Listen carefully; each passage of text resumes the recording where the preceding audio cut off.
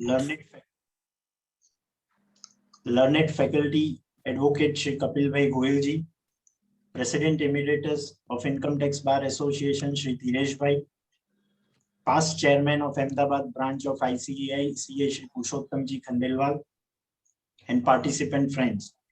On behalf of Income Tax Bar Association and AGFTC, I heartily welcome today's learned faculty, Advocate Shri Kapil Goyal ji, in this webinar of IT Bar in its Platinum Jubilee year. Sir, I personally draw your kind attention that on one hand, we come across several assessment orders which are passed pursuant to notice issued under Section 148(1) under the present provisions in the Income Tax Act 1961. The same were challenged by filing writ petitions before various high courts, including Honorable the Gujarat High Court, and stay was granted by them against the said notices. However, without ordering for the interim orders, the assessment order have been framed and raising huge demand in the matter.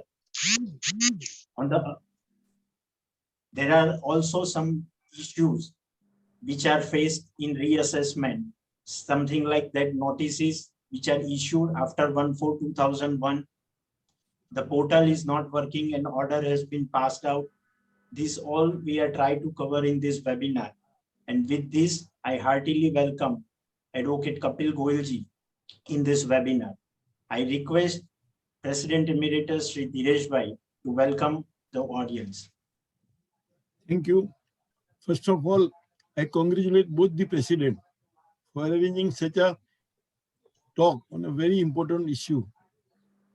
This is your beginning and this is the 5th seminar, and for Federation it may be a last one.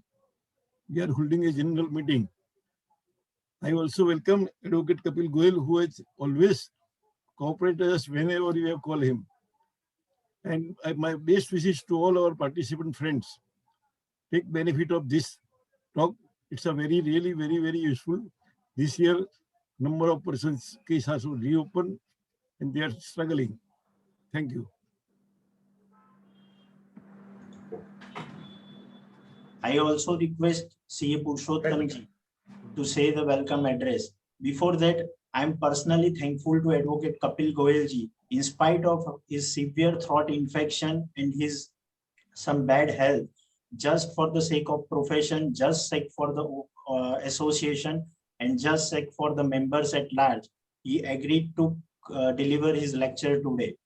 For that, I also thankful to Purushottam ji for making this possible. I request Purushottam ji to say a few words and welcome the audience. Good morning, respected faculty for the today's session, and Kapil Goyal ji, President Emirat Dhiresh Bhai, President of the IT Bar Mrudang Bhai Vakil, Vishwesh Bhai, Ashish Bhai, Sridhar. I heartiest welcome to this seminar. I will not take much of time because the participant is waiting for the Kapil Bhai's speech. I heartily welcome to the Kapil Bhai to take the session. Thank you. I request Honorary Treasurer of Income Tax Bar Association, CA Ashish Bhai Tekwani, to introduce today's speaker, Advocate Kapil Bhai Goyal. Thank you. Thank you, Mrudang Bhai. I've been fortunately given the most easiest task for the day to introduce Advocate Kapil Goyal, to whom everyone attending the lecture and everyone in the panelists know so well and so personally. But yes, we have to introduce him. Advocate Kapil Goyal has done his BCom honors.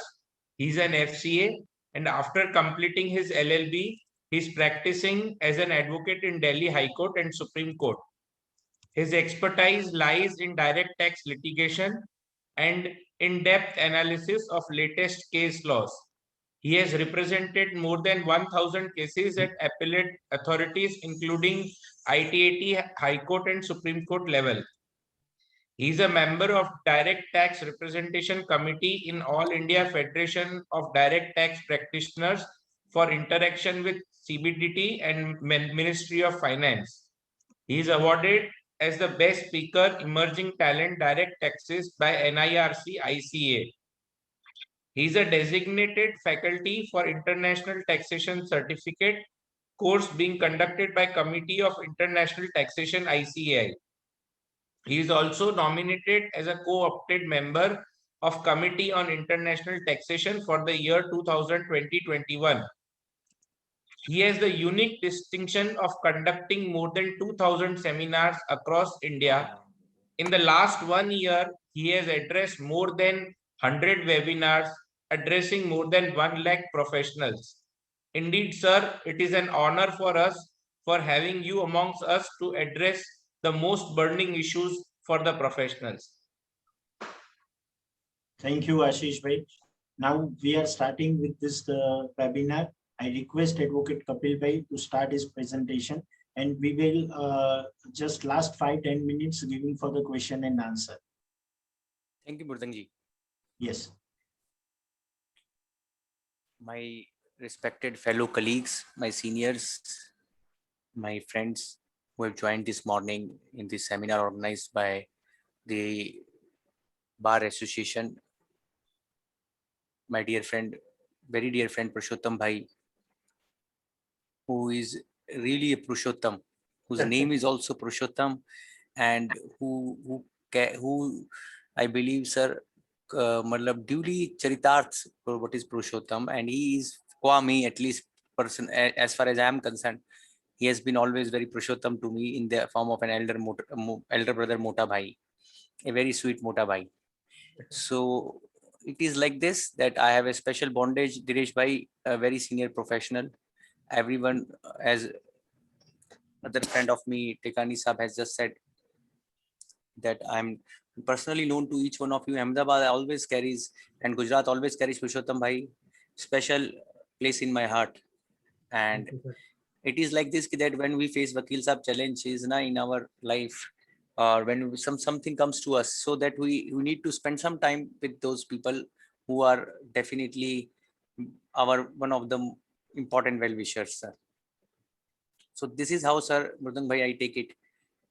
Definitely, I am not in the best of my health, but it is again a challenge. With your wishes and good wishes, my family and I will definitely be better. So today you have given me the task, sir, of deliberating and sharing my thoughts on this various contemporary issues under the Income Tax Act, Purushottam Bhai. And now you go to the hindsight. I believe if you go to the, agar aap thoda sa back lane mein jaye, so there are enormous issues, Vakil Saab, which has arisen in last 1 year. I see, although I am not practicing on those sides, but it is my duty to flag off. But I will say I am not very aware about how you people are handling them. It is between you and the government.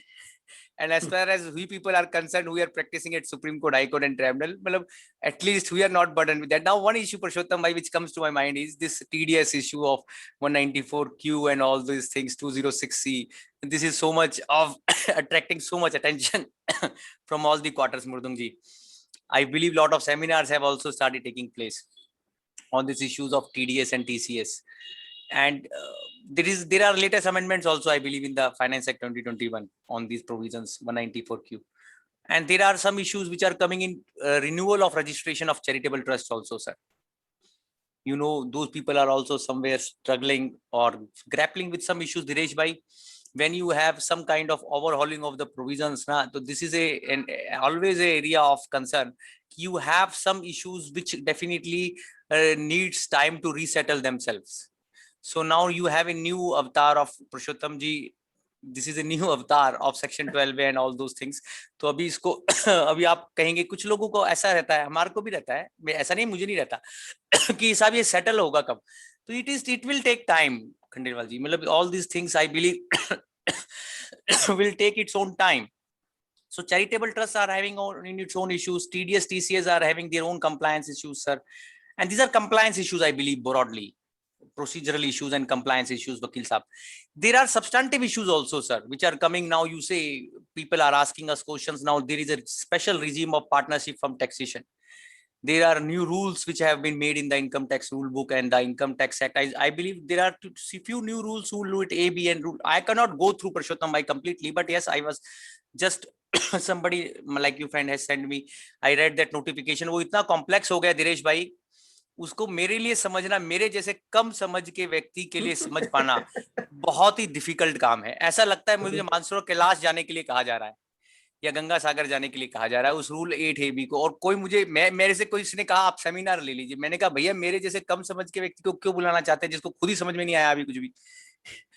तो ऐसा है दिनेश भाई, वो rule 8AB आप पढ़े तो आपने पढ़ा होगा दिनेश भाई, वो 45 सबसेक्शन 4 क्या उन्होंने पार्टनरशिप कम का करा है, वो पता नहीं पुरुषोत्तम जी उसको इतना कॉम्प्लेक्स कर दिया है अभी कि वो उसका कुछ पोर्शन कहाँ जाएगा, कुछ पोर्शन कहाँ जाएगा, मतलब I don't know, in the name of taxing something you can't do like this. It is my humble thought, I am sorry, a thought coming from a smallest person, a very small person. So I can't fathom this change in 45 4 or 4A, Vakil Sahab, and this your association should take head on. At least you can make a committee. From my humble suggestion, sir, you are a very pioneer organization in the Gujarat, and Gujarat has also always a prominent place now in the all political class of this country. So it is no, and I know few of my good friends, and I can say juggernaut friends, Dinesh bhai, are very close to our higher alkanes. So I can say on record. So I wish that, I pray and I humbly feel, Vakil Sahab, this issue of partnership from change na should be taken head on. Yes. I believe this is creating, Purushottam, by a serious taxation on that amount, which is absolutely notional according to me. It is absolutely encroachment, Dinesh bhai, if we test on broader principles of the law. तो ये जो change है, मुझे ऐसा लगता है, मेरा अपना हम्बल ओपिनियन है सर, कि ये कहीं ना कहीं इरोजन ऑफ रियल इनकम को और ज्यादा खतरनाक कर देता है और कहीं ना कहीं नोशनल इनकम की तरफ, हाइपोथेटिकल इनकम की तरफ बढ़ जाता है, जिस तरीके का इन्होंने रूल 8AB को और 45 को बना दिया है अभी सर। तो पुरुषोत्तम भाई, इसको आप लोगों को टेकअप करना चाहिए, जैसा तो आप लोग इसको नोट कर लें सर, इस इश्यू को, क्योंकि ये बहुत आगे हमारे को कहीं ना कहीं अगर हम इसको नहीं बोलेंगे तो भी फिर दिक्कत भी हो जाएगा सर। क्योंकि क्या है कि कुछ चीजें ऐसी हैं, हर एक चीज जुडिशरी से पुरुषोत्तम भाई एक्सपेक्ट नहीं की जा सकती, सॉरी। कुछ चीजें तो जिसने चेंज किया है उसी को समझना पड़ेगा कि वो चेंज बैलेंस्ड हो, ऑब्जेक्टिव हो, रैशनल हो, और वो क्या नाम इक्वल उस पे लाता हो, इगैलिटेरियन हो, डेमोक्रेटिक हो। तो वो भी एक बात थी। तो मैंने 3 चेंजेस अलग से फ्लैग कर दिए वकील साहब। एक तो प्रोसीजरल चेंजेस हैं जो TDS TCS वाले हैं, वो तो आप लोग अभी ग्रैपल करते हैं, और अभी आपको वो 12AA वाला चेंज भी ग्रैपल करना होता है, 12AB क्या सेक्शन आया है नया, और सब रिन्यूअल कराना होता है सर। और तीसरा अभी ये जो चेंज है पार्टनरशिप फर्म वाला, तो जो लोग पार्टनरशिप फर्म में हैं उनके लिए तो पार्टनरशिप फर्म में जो कोई आना जाना, मतलब जैसे कहते हैं इनकमिंग आउटगोइंग, तो उसमें बड़ा वो आप उसको कंसल्ट कर लें, और जो आपको अच्छा समझा सके उसकी समझदारी से लें, मतलब कम समझ से उससे निर्णय ना लें, मतलब जैसे मेरे जैसा व्यक्ति है उससे ना पूछे कभी भी। क्योंकि मेरे समझ में नहीं आ रहा अभी तक क्या हो। नहीं पुरुषोत्तम जी, सीरियसली मैं बोल रहा हूँ, मैंने कई बार उसको पढ़ा, ऐसा नहीं है, मैंने कल पढ़ने की कोशिश करी उसको 2-3 बार, तो मेरा को लगा यार ये क्या है, व्हाट इज दिस, मतलब हम एनीहाउ, चलिए इतना कहना काफी था। और ऊपर से जैसे अभी एक चेंज वकील साहब जो मैं ये सोचता हूँ कि सिस्टम में हमेशा पॉजिटिव चेंजेस होने चाहिए। हम में से कोई भी व्यक्ति ऐसा नहीं है जो ये नहीं चाहता कि सिस्टम में धीरेश भाई प्रोग्रेसिव चेंजेस ना हो या पॉजिटिव चेंजेस ना हो, और सिस्टम में पॉजिटिव चेंज होना हमारे में से किसी को भी अखरता नहीं है, बट ऐसा चेंज होना जो आपको और अनसर्टेनिटी में और अनप्रिडिक्टेबिलिटी में डाल दे। मुझे एक वर्ड याद आता है धीरेश भाई, जो मैंने जस्टिस चंद्रचूड़ साहब, जो हमारे देश के सुप्रीम कोर्ट के माननीय जज हैं, उनके एक फैसले में पढ़ा, आप नोट कर सकते हैं, unpredictability is totally antithesis to a good tax culture. Unpredictability, are you noting this word? Now unpredictability कहां आती है पुरुषोत्तम भाई? जस्टिस चंद्रचूड़ साहब ने बोला मारुति सुजुकी के केस में जो फैसला था कि जब एमालगामेशन हो जाता है कंपनी का, आप उसके ऊपर भी नोटिस दे देते हैं। और विचित्र बात देखिए दिनेश भाई कि ये कैसे होता है कि जो अभी का सीजन चल रहा है, और अभी भी पुरुषोत्तम भाई जो 148 का जैसे सीजन होता है ना, जैसे प्रोडक्ट का सीजन होता है, मैं ऐसे बोलता हूं, सीजन आया हुआ है, थोड़ी मेरी तबीयत खराब है, थोड़ा मैं ऐसे ही बोलूंगा, कोई बात नहीं सर। तो क्या है कि हर एक चीज का सीजन होता है, 148 का भी सीजन होता है, मार्च अप्रैल मई।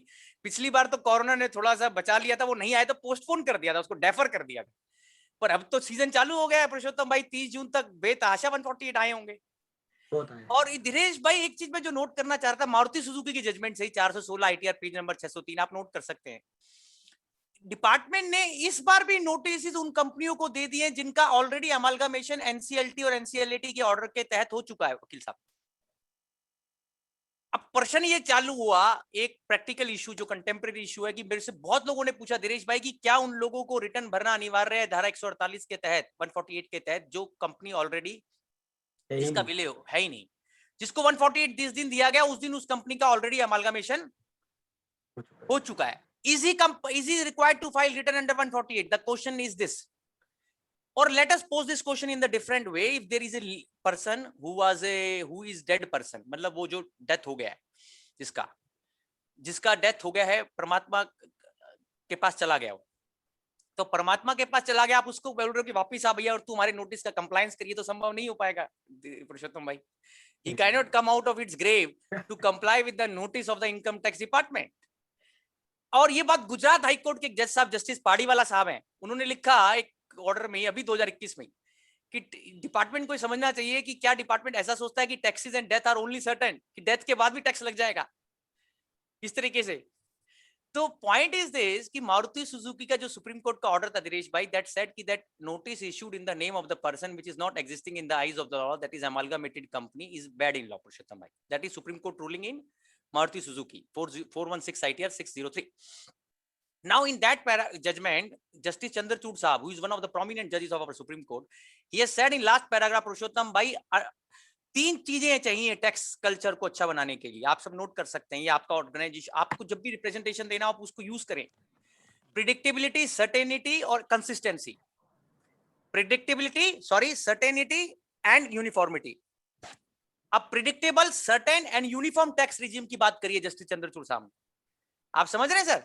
तो मैं कहा था, आप एक तरफ तो उन लोगों को नोटिस दे रहे हैं जो लोग डेड पर्सन हैं, मतलब जिनका अभी लिविंग पर्सन नहीं है। मेरा हम्बल ओपिनियन ये है सर, पुरुषोत्तम भाई स्क्यूरी का भी आंसर दे देता हूं मैं हाथ के हाथ, कि आपको सिर्फ इतना करना चाहिए, मेरा ओपिनियन है हम्बल, धीरेश भाई आप करेक्ट करिएगा, कि जो लोग डेथ हो चुका, जिसका जैसे डेथ होता है, सिविल डेथ होता है, एक तो अमालगामेशन हो गया, एक भगवान ने बुला लिया, एक जो लिविंग पर्सन चला गया, वो जो फिजिकल जैसे जिंदा पर्सन चला गया, तो अभी क्या होगा? अभी उसको किसी को रिटर्न नहीं भरना होता, उसको ये बोलना होगा कि साहब हमारा ये एसएससी जिसको आपने नोटिस दिया, ये अब तो वैसे भी 30 जून खत्म हो गया, दोबारा नोटिस तो नहीं आ सकता ना जो टाइम बार हो गया। Are you getting my point Purushottam भाई? यस यस, वो तो 30 जून तो जा चुकी है ना, ये भी पॉइंट है practical.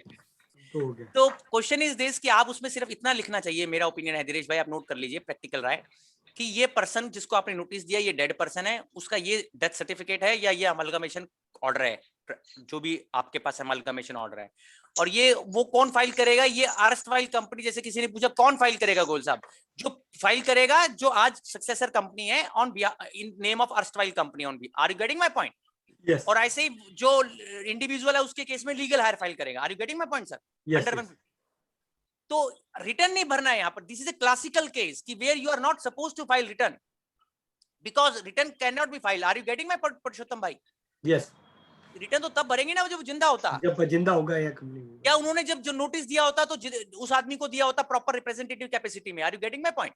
Notice is not issued in the name of representative SSC. वो जो रिप्रेजेंटेटिव एसएससी आप जानते हैं ना, सेक्शन 159 के आगे हैं। तो कहने का मतलब ये था, मैं धीरेश भाई क्या बात कर रहा था, ये तो एक क्वेश्चन हम चले गए थोड़ा सा इधर, पर मैंने आपको उसका आंसर भी दे दिया कि notice issued in the name of the person which is not existing in the eyes of the law is void एब initio. And Gujarat High Court has been pleased to hold through Justice Padiwala Sahab, his lordship, a senior judge of Gujarat High Court, in various decisions, and Supreme Court has also held it. Are you getting my point, sir? Yes, So अब धीरेश भाई, am I with you, sir? मेरा video audio ठीक है ना? बिल्कुल सही है। Yes. So I was submitting, sir. I was submitting one thing कि that what is the concept of predictability? मैं था सिस्टम पे जो चेंज हुआ है, तो वकील साहब जो अभी सिस्टम में चेंज हुआ, जैसे आपने हम सबने देखा, मेरे को तो ज्यादा नहीं देखने का मौका मिलता क्योंकि मैं तो आपके आशीर्वाद से अभी ट्रिब्यूनल की प्रैक्टिस करता हूँ हाईकोर्ट की, तो इसलिए, पर मुझे आप लोगों की भावना, तो मन की बात कहते हैं ना, मन की बात, अंडरलाइन वर्ड इज मन की बात, अपनी मन की बात तो एक दूसरे को, हमें वकील साहब हिरेन भाई पता चलती रहती है, चाहे कोई इसको अच्छा ही मानेगा, बुरा तो नहीं मानना चाहिए मन का बात को। तो पॉइंट ये है कि मन की बात में ये आंसर आया, गोयल साहब ये तो बड़ा खतरनाक चेंज कर दिया अभी सिस्टम में। अभी हम लोग जाते हैं, हम अभी आप ही नहीं बोला गोयल साहब, सिस्टम चल ही नहीं रहा और ऑर्डर पास हो गया, ऐसा ही बोला ना अभी मृदुंग भाई, आपने कुछ ऐसा कुछ बोला था, अभी क्या बोला था? Yes, yes. मेरी तबीयत जरूर खराब है पर मेरा ध्यान रहता है सर। Yes. पर पॉइंट ये है, जो ब्रॉडर पॉइंट ये है सर, कि जैसे किसी डिपार्टमेंट ने सिस्टम को चेंज किया, अब आप एक बड़ी इंटरेस्टिंग चीज देखिए, आप इसको प्रिडिक्टेबल बना रहे हैं या अनप्रिडिक्टेबल बना रहे हैं। मैं इस ऐसे एनालाइज करना चाहता हूं as a student of law, Purushottam भाई। जी, it is making the things predictable और unpredictable, that is the question, and I believe the smile on your face gives the answer to all my audience. Yes, so क्या है, क्या, हाँ बोलिए, हमारे अध्यक्ष आप कुछ कह रहे हैं, हाँ बोलिए अध्यक्ष आप। yes, it's unpredictable. हाँ देखिए कितना साफ आंसर दिया इन्होंने, बिल्कुल एकदम जैसे ही हैंडसम है ऐसे ही इनका हैंडसम आंसर है। तो क्वेश्चन ये है कि साहब आपने सिस्टम चेंज कर दिया, अच्छी बात है, we are with that, but जो सिस्टम चेंज करने के बाद वकील साहब जो हमारा सिचुएशन है एसएससी का पॉइंट ऑफ व्यू से, जैसे उसको अपना रिप्लाई फाइल करना होता है, कंप्लायंसेस करने होते हैं भाई साहब, और उसको डिपार्टमेंट से कोई एक अपेक्षा होती है कि उसको कंसीडर करके वो उसका कर निर्धारण करे या एडजुडिकेशन करे, तो ये सब चीजें कहीं ना कहीं पुरुषोत्तम जी क्वेश्चन मार्क में आ गई हैं। और आप देखिए पूरा जो सिस्टम है वो कहीं ना कहीं इफ्स एंड बट्स पे चल रहे हैं क्या। मेरा क्वेश्चन एक और है, are we working on ifs and buts? Ifs and but समझते हैं वकील साहब ना, इफ्स एंड बट्स का मतलब कि इफ एंड बट क्या है, what is this if and but, what is this if and but. और आप बोल रहे हैं कि गोयल साहब मुझे तो बड़ी हैरानी हुई बात सुन के जो आपने अभी मुझे बोली कि गोयल साहब जब हमने गुजरात हाईकोर्ट गए ऑनरेबल हाईकोर्ट के पास और उन्होंने वो जो फेसलेस असेसमेंट वाले ऑर्डर्स में इंटरिम ऑर्डर पास करके स्टे दे दिया, उन्होंने उसमें भी फाइनल ऑर्डर पास कर दी, that is what you said. I correctly listened to you or not? correctly, बराबर, yes sir. That is a serious contempt of the court. Court. This is seriously against the rule of law. हमारा संविधान कहता है हम rule of law में, धीरेश भाई, अगर high court के इंटरिम ऑर्डर का पालन वही अधिकारी नहीं करेगा जिस केस के अंदर उसको डायरेक्शन आई है, तो किस केस में करेगा sir? This is a case where your bar should take it and height on sir to the with the administrative side sir. Is it a what is this? What is this? मतलब this is the most shocking and egregious thing which I can hear from you, Vakil Sahab. That if a stay order is there by my lords of the Honorable High Court, and you say, Goel Sahab, in the pendency of that interim order, or the executive and the officer department faceless assessment has passed the final order, then I believe it is the most shocking and most horrendous and most serious blooper and howler. ये बहुत serious blunder है sir. और वो order तो गया, वो order तो nullity होगा ही होगा, बट साथ में उस ऑफिसर को भी या उस विंग को भी अकाउंटेबल होने का जरूरत पड़ेगा सर। और आप देखिए वकील साहब, ये सारा कंसेप्ट जो आया है फेसलेस का, उसका पीछे एक और पर्पस था, ट्रांसपेरेंसी एंड अकाउंटेबिलिटी। मैंने आपको एक वर्ड बताया, प्रिडिक्टेबिलिटी, जो जस्टिस चंद्रचूड़ साहब ने भी लिखा। एक धीरेश भाई वर्ड है ट्रांसपेरेंसी एंड अकाउंटेबिलिटी। और आप देखिए पहले, ये कुछ समय पहले धीरेश भाई, ये वैसे तो कोर्ट्स कहती थी डिपार्टमेंट को ट्रांसपेरेंट होना चाहिए, अकाउंटेबल होना चाहिए, बट एक्ट में नहीं लिखे हुए थे वर्ड। जब से फेसलेस असेसमेंट वाले प्रोविजंस आए, आप देखिए एक्ट में कई जगह ये वर्ड आ गया, ट्रांसपेरेंट एंड अकाउंटेबल। तो गवर्नमेंट ये नहीं कह सकता डिपार्टमेंट वकील साहब की साहब हम बिना ट्रांसपेरेंट हुए भी काम कर सकते हैं, बिना अकाउंटेबल हुए भी। मैं तो चाहता हूं, मैं ये बोलता हूं हम्बली कि हर एक इश्यू पे पुरुषोत्तम भाई अब ट्रांसपेरेंसी और अकाउंटेबिलिटी का फैक्टर साथ साथ चलेगा और चलना चाहिए। Are you getting my point sir? Yes yes. So you see, and अब मैं इसको आपको एक एग्जांपल देता हूं। जैसे अभी आपने बोला वकील साहब की इन्होंने ऑर्डर पास कर दिए और सिस्टम ब्रेकडाउन है और फिर भी ऑर्डर पास कर दिए या और हाईकोर्ट का अवमानना कर दिया, तो उसमें अकाउंटेबिलिटी किसका है? इन सब केसेस में वकील साहब आपका बार को एक और पॉइंट लेना चाहिए, जो हमारे कुछ मैंने किस आर्ग्यू किया। अपना एक ऑर्डर आपको बताता हूं, दिल्ली हाईकोर्ट में संजय अग्रवाल के नाम से जस्टिस सिकदर साहब थे उसमें दिल्ली हाईकोर्ट में, पुरुषोत्तम भाई उस एसएससी ने वो, क्योंकि नीचे छोटा भाई हमारा कर रहा था असेसमेंट संदीप, तो हमने उसको धीरेश भाई क्या हुआ, एक केस में अकाउंटेबिलिटी का इश्यू हमने दिल्ली हाईकोर्ट को बोला। मैंने कहा सर ये असेसमेंट सेटिसाइड करने से नहीं चलेगा, आप इनको ये भी लिखिए कि ये अकाउंटेबिलिटी भी फिक्स करें। क्यों पास किया?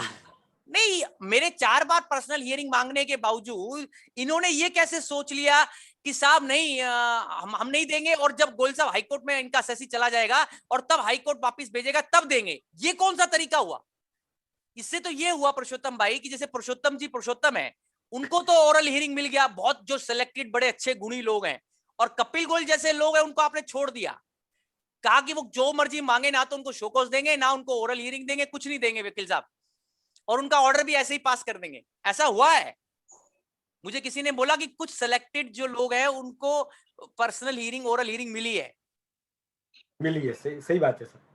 जैसे पुरुषोत्तम जी पुरुषोत्तम जी को मिली। नहीं, मेरे को नहीं, सिलेक्टेड लोगों को मिले, सिलेक्टेड अब को नहीं दिया। मुझे तो ये भी अभ्यास नहीं है कि वो ओरल हियरिंग होती कैसे है। फिर किसी ने बताया, पुरुषोत्तम भाई जैसे व्यक्ति ने, हमारे भाई ने, धीरेश भाई वो कैसी होती है, ब्लैक बोर्ड होता है, उसमें आपके सामने बिल्कुल काला स्क्रीन होता है, आप बोलते रहिए, आपका बात जाता रहेगा। और फिर वो क्या करते हैं, पता है एक और चीज है धीरेश भाई, नोट करिए, वो क्या मांगते हैं आपसे, जब आप ओरल हियरिंग कर लेते हैं ना, तो वो आपसे बोलते हैं, एक लेटर आता है कि जो आपने ओरल हियरिंग में ओरली कहा ना, उसका एक मिनट्स बनाकर भेजिए। अरे भाई हद है तुम क्या, ये मेरे को किसी ने भेजा सीए ने, मैं आपको दिखा सकता हूँ स्क्रीन पे। व्हाट हैपेंड वकील साहब, एक आदमी को उन्होंने बहुत लकी आदमी, जिसका प्रारब्ध बहुत अच्छा था, प्रारब्ध समझते हैं ना, उसको इन्होंने हिरेन भाई ओरल हियरिंग दे दिया, उसने अपना मन का बात भी वहां कह दिया ब्लैक स्क्रीन पे, ब्लैक बोर्ड पे, और वो वहां पर रिकॉर्ड भी हो गया, जैसे आप रिकॉर्ड कर रहे हैं मेरा बात। तो उसके बाद वहां से एक लेटर आया, प्रेम पत्र, वो कहते नहीं भैया तुमने जो कुछ कहा था सब कुछ हमें राइटिंग में लिखकर बताओ, तुमने दोबारा से क्या कहा था। वो मतलब भैया मैंने तो जो ओरली बोल दिया, मुझे अगर किसी ने नहीं लिखा होगा पुरुषोत्तम भाई, तो उसे याद कैसे रहेगा? याद थोड़ी रहेगा, वर्ड टू वर्ड कभी नहीं रहेगा। तो this is the way they are taking it. Can you imagine this वकील साहब, कैन यू इमेजिन इट? और ये टेक्निकल ग्लिच नहीं हो सकता है, ये कुछ और है। मतलब आप देखिए, आपका सिस्टम क्या था, आपका पर्पस क्या था लॉ लाने का, आप पढ़िए 143 सबसेक्शन 3A, उसकी opening language, to make the system transparent and accountable, that is the purpose of faceless assessment scheme. And you compare these kind of cases, Vakil Sahab, which I ask a question to myself as a student of law, ki what is their criteria ki that they have not given oral hearing in maximum cases and in very few they have given. What is first? I am asking, आप note कर लीजिए पुरुषोत्तम भाई, ये question आपको पूछना चाहिए कि आपके पास क्या एसओपी है धीरेश भाई, कि जो आप कैसे डिसाइड करते हो कि किसको आप ओरल हियरिंग दे रहे हो और किसको नहीं दे रहे हो। ये आज तक मुझे टेबल आउट नहीं हुआ है, आपकी नॉलेज में आया है? नहीं है। आपको पता है कि किस बेसिस पे देते हैं, क्या क्या है क्राइटेरिया? और ये कोई हाइड एंड सीक नहीं हो सकता यहाँ पर, सॉरी, ट्रांसपेरेंट होना पड़ेगा ना, वो ट्रांसपेरेंसी क्या है फिर? और दूसरा बात कि जब हमने पर्सनल हियरिंग का आपको बोला, तो आपने जो हमारा मन का बात सुना, उसको आपने ऑर्डर में कितना समझा? आप हमारे से ये क्या मांग रहे हैं कि उसको लिखित में भेजिए टाइप करके, फिर हमने ओरल हियरिंग क्यों ली?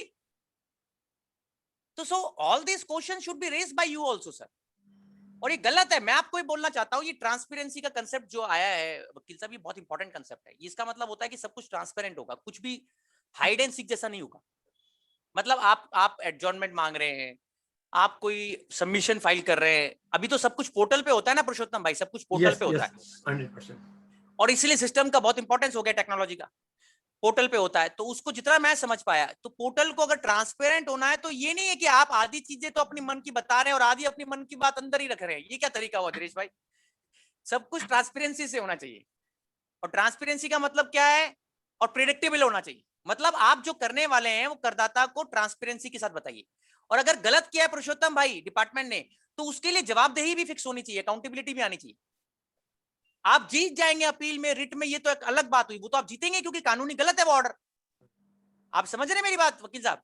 पर वो गलत है, वो एक अलग चीज है, उसकी अकाउंटेबिलिटी कितनी फिक्स हो रही है। ऑनरेबल पीएम साहब ने जब इस कंसेप्ट को 13 अगस्त 2020 को, मुझे तिथि याद आ रही है, उन्होंने जब इसकी उद्घोषणा करी, तो honourable prime minister of the country said कि that government will fix the accountability to the revenue also. I am yet to see sir this people who have passed this orders. Purushottam भाई, इन लोगों ने अभी क्या कहना चालू कर दिया धीरेश भाई, जब हम हाई कोर्ट में जा रहे हैं ना रिट में, आपने देखा होगा, ये एक बड़े प्रैक्टिकल प्रॉब्लम है वकील साहब, आप नोट कर लीजिए। इन्होंने क्या कहना चालू कर दिया कि जब आप हाई कोर्ट में गए ना रिट में, तो ये कहते हैं साहब अभी तो सर हमारे से गलती हो गई, एक काम करिए, इस ऑर्डर को सेटिसाइड कर दीजिए और हमें एक और मौका दे दीजिए अपनी भूल सुधारने का। सर मैं इस बात के पुरजोर विरोध करता हूं जितनी मेरी शक्ति है। अकाउंटेबिलिटी कुछ नहीं ना, ये क्या तरीका हुआ?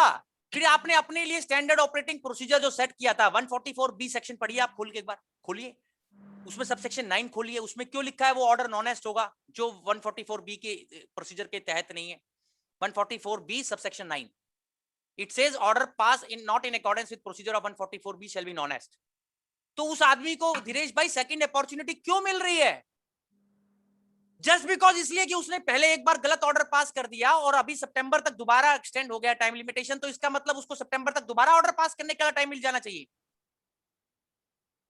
मैं पुरुषोत्तम जी बिल्कुल इसके अगेंस्ट हूं, और मेरा हम्बल ओपिनियन क्या, क्यों, मेरा रीजन भी है।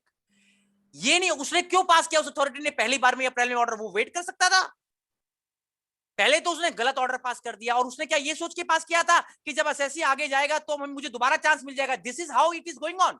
The person who is wrong will be given the premium of his wrong. I am asking a question to myself, to the audience also. ये तरीका क्या हुआ वकील साहब? ये तो गलत है ना. आप उसको सेकंड अपॉर्चुनिटी नहीं देना चाहिए वो ऑर्डर में. उसकी अभी बहुत सारा accountability हाईकोर्ट होनी है. चाहिए। नहीं, अकाउंटेबिलिटी एक फैक्टर है खंडेलवाल साहब, वो तो एक एडमिनिस्ट्रेटिव साइड की बात आ गई.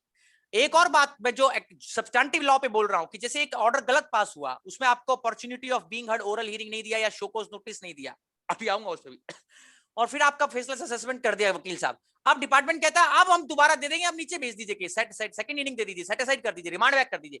मेरा कहना है रिमांड बैक नहीं होना चाहिए केस. और मेरा उसका रीजन ये है, धीरेश भाई आप नोट कर लीजिए. धीरेश भाई आपका क्या ओपिनियन है इस पे? सारा हाईकोर्ट, ज्यादातर हाईकोर्ट अभी इसको रिमांड बैक कर रहा है दिल्ली में तो.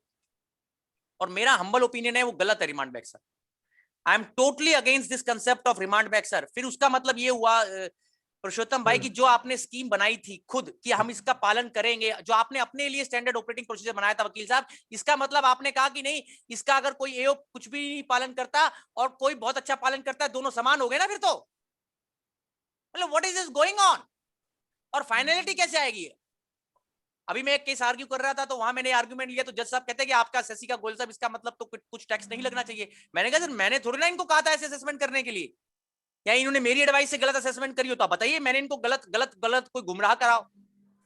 इनको अपने आप नहीं पता था 144B में क्या लिखा हुआ है, इनको मेरे से पूछने की जरूरत थी. सॉरी, इनको मेरे से पूछने की जरूरत थी. उसमें आप नोट कर लीजिए 144B सबसेक्शन 1 के क्लॉज 16 में क्या लिखा है शोकॉज नोटिस के लिए.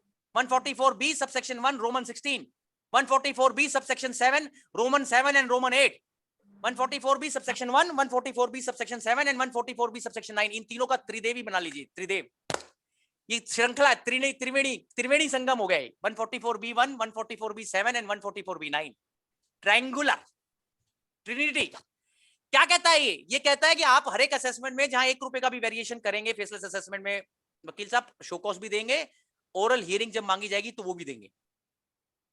जबकि मैं कह रहा हूं नहीं दे रही तो बात हम कई बार डिस्कस कर चुके हैं. मैं अब नया इश्यू डिस्कस कर रहा हूं. उसमें पुरुषोत्तम जी रिमांड क्यों हो रहा है cases? That is the academic discussion. Second inning क्यों मिल रहा है? डिपार्टमेंट क्यों ये नहीं कहता कि नहीं हम उन ऑफिसर को पहले अकाउंटेबल करेंगे फिर बाद में दोबारा असेसमेंट करेंगे, करनी भी है तो? क्यों असेसी की कॉस्ट पे सारा काम हो रहा है? असेसी क्यों पेनलाइज किया जा रहा है, हरेस किया जा रहा है? ये मेरा क्वेश्चन है. आप समझ रहे हैं मेरी बात? और ये मैं बिल्कुल क्लैरिटी से बोल रहा हूं. तो मेरी अंडरस्टैंडिंग में वो सेट असाइड रिमांड बैक सही नहीं है सर. ये इशू कई सेमिनार में राइज हुआ इसलिए मेरा ड्यूटी था बोलना सर. और वही बात वकील साहब जो आपने बोली थी भी कि जैसे लॉकडाउन किसी स्टेट्स में लगा हुआ है और अभी सीए साहब पूरा लॉकडाउन में है या वकील साहब लॉकडाउन में है या क्लाइंट का पूरा टीम लॉकडाउन में है, कोविड में है सॉरी, और उससे आप कंप्लायंस की उम्मीद कर रहे हैं और डिपार्टमेंट अपने लिए टाइम बढ़ा रहा है और ऑर्डर पास कर दे रहा है, एडजॉर्नमेंट भी नहीं सुन रहा है. ये सब ऑर्डर्स गलत हैं. The courts are liberal on that कि वो क्वैश तो कर देते हैं बट वो सेकंड इनिंग दे रहे हैं.